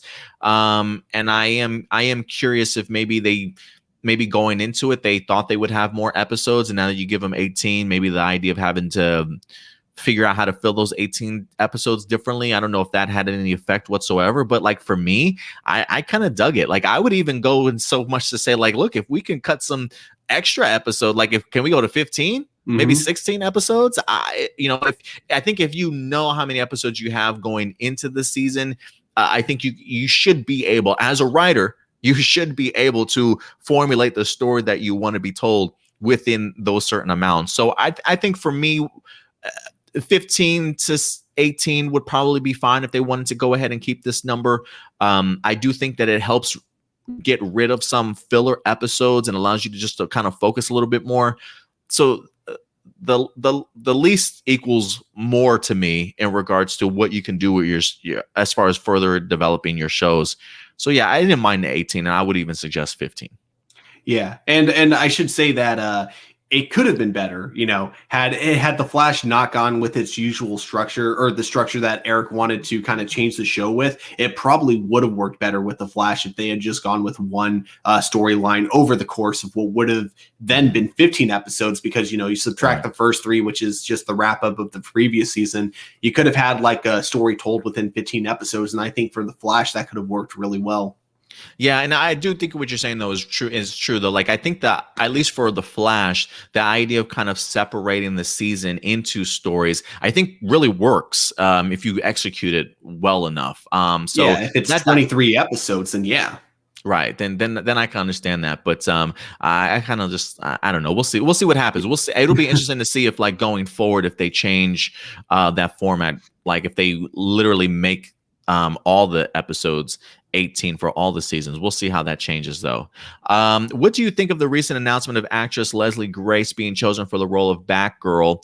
And do you think people will accept her? We know people already had a problem with Sasha Calle for the role of Supergirl for the Flash movie and potentially modern day Supergirl movie, which I'm still keeping my eye to see if that Supergirl movie goes to HBO Max or if that's going to be in the big screen also. I'm really keeping my eye on that.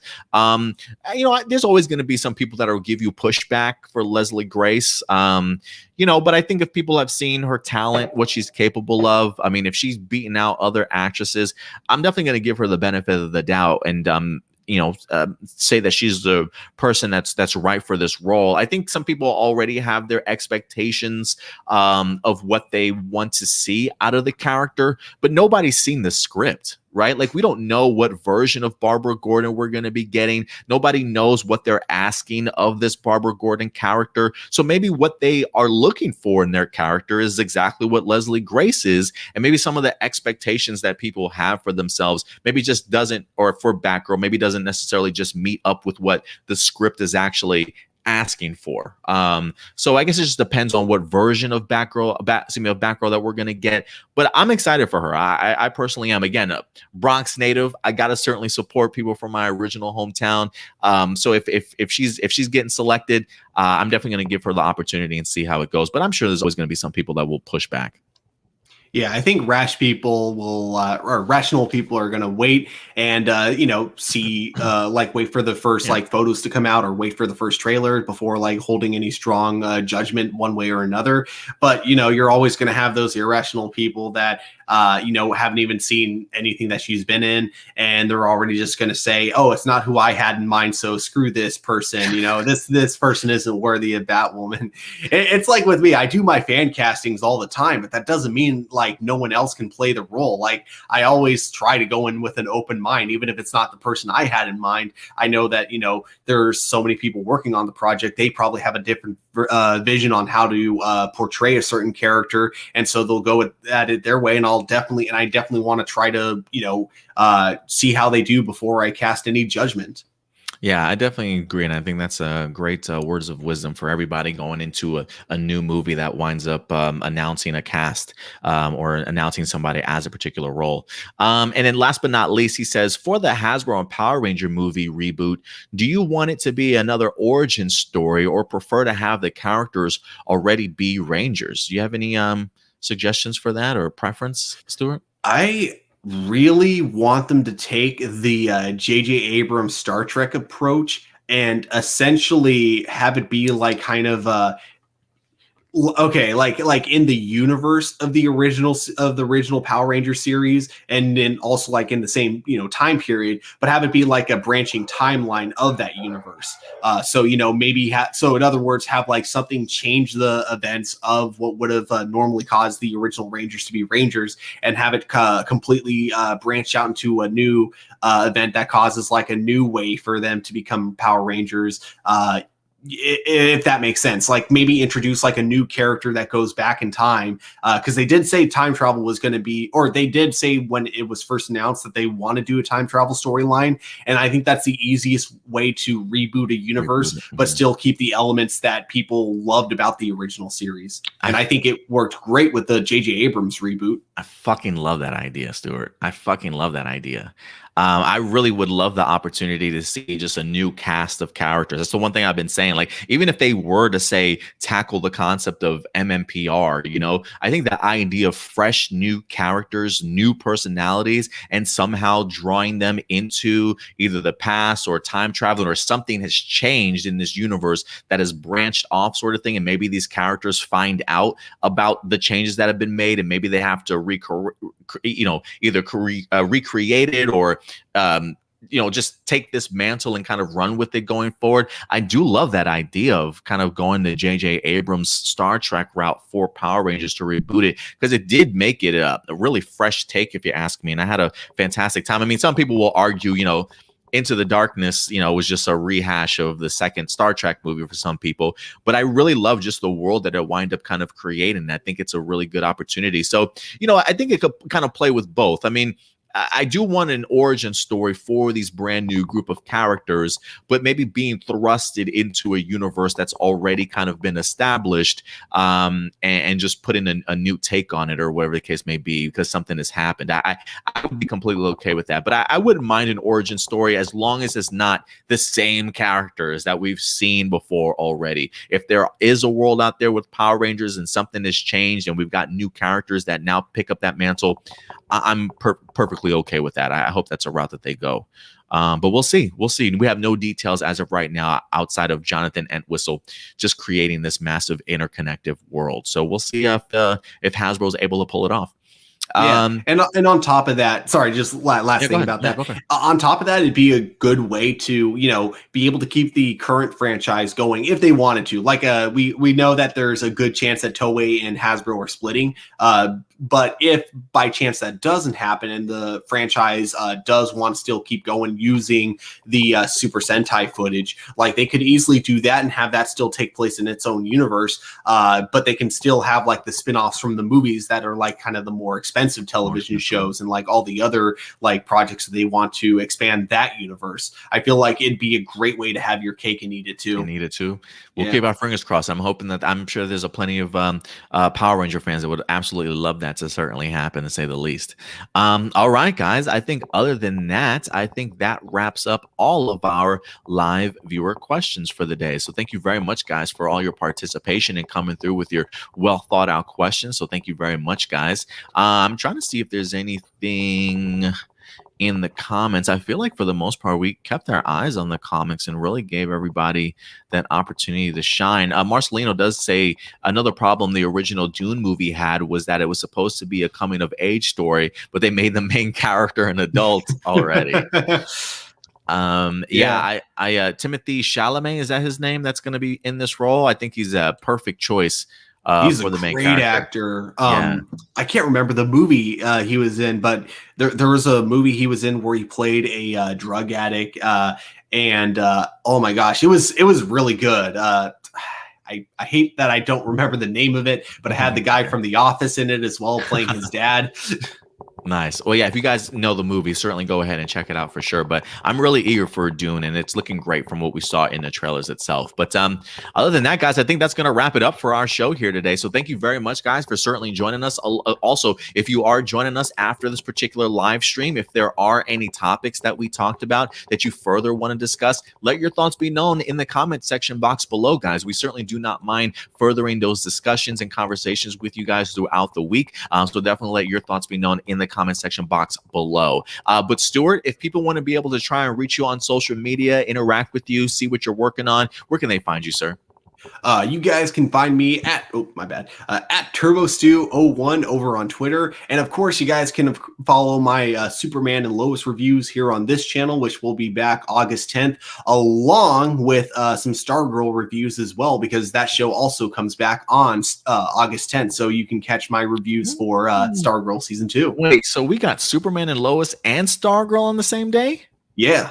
Damn, Stuart, you're going to be busy that week, man. Oh, yeah. Back reviews. But I think that's awesome in regards to talking about heavy hitters. Mm-hmm. Yeah, you're going to get the two with the really big production behind them back to back. Man, that's going to be fantastic to watch some live TV that day. But awesome, Stuart. Always appreciate your time and your all your production that you put on our channel, man. So thank you very much for that. And guys, listen, if you want to follow us on social media, you can do so right here at A Plus Opinions. Very active over on Twitter, along with our main Facebook page, which we pull all of our stories from throughout the week. We post new posters, new trailers, new articles for you guys to be caught up on, and then we pick a handful of stories to go ahead and tackle throughout the week for you guys here on A Plus Hero Report. So definitely check us out there. And then, of course, if you want to follow us on Instagram, you can certainly do that as well. But other than that, guys, that's going to go ahead and do it for us here. We'll certainly see you guys next weekend live every Sunday at noon Central Time. So until then, do us a big favor and take care of yourselves, take care of each other, and as always, keep it A Plus. We'll talk to you guys later. Bye. If you enjoy our content and want to be a part of helping our channel grow, become a patron supporter. We have affordable tiers to choose from that offer a variety of exclusive and early access content, from audio files for all of our shows for you to enjoy on the road, access to our Discord community, and plenty of reactions, reviews, character breakdowns, and more. Check us out at patreon.com/A+opinions. And as always, remember, like, subscribe, and hit that bell notification so anytime we drop a brand new video, you will be notified.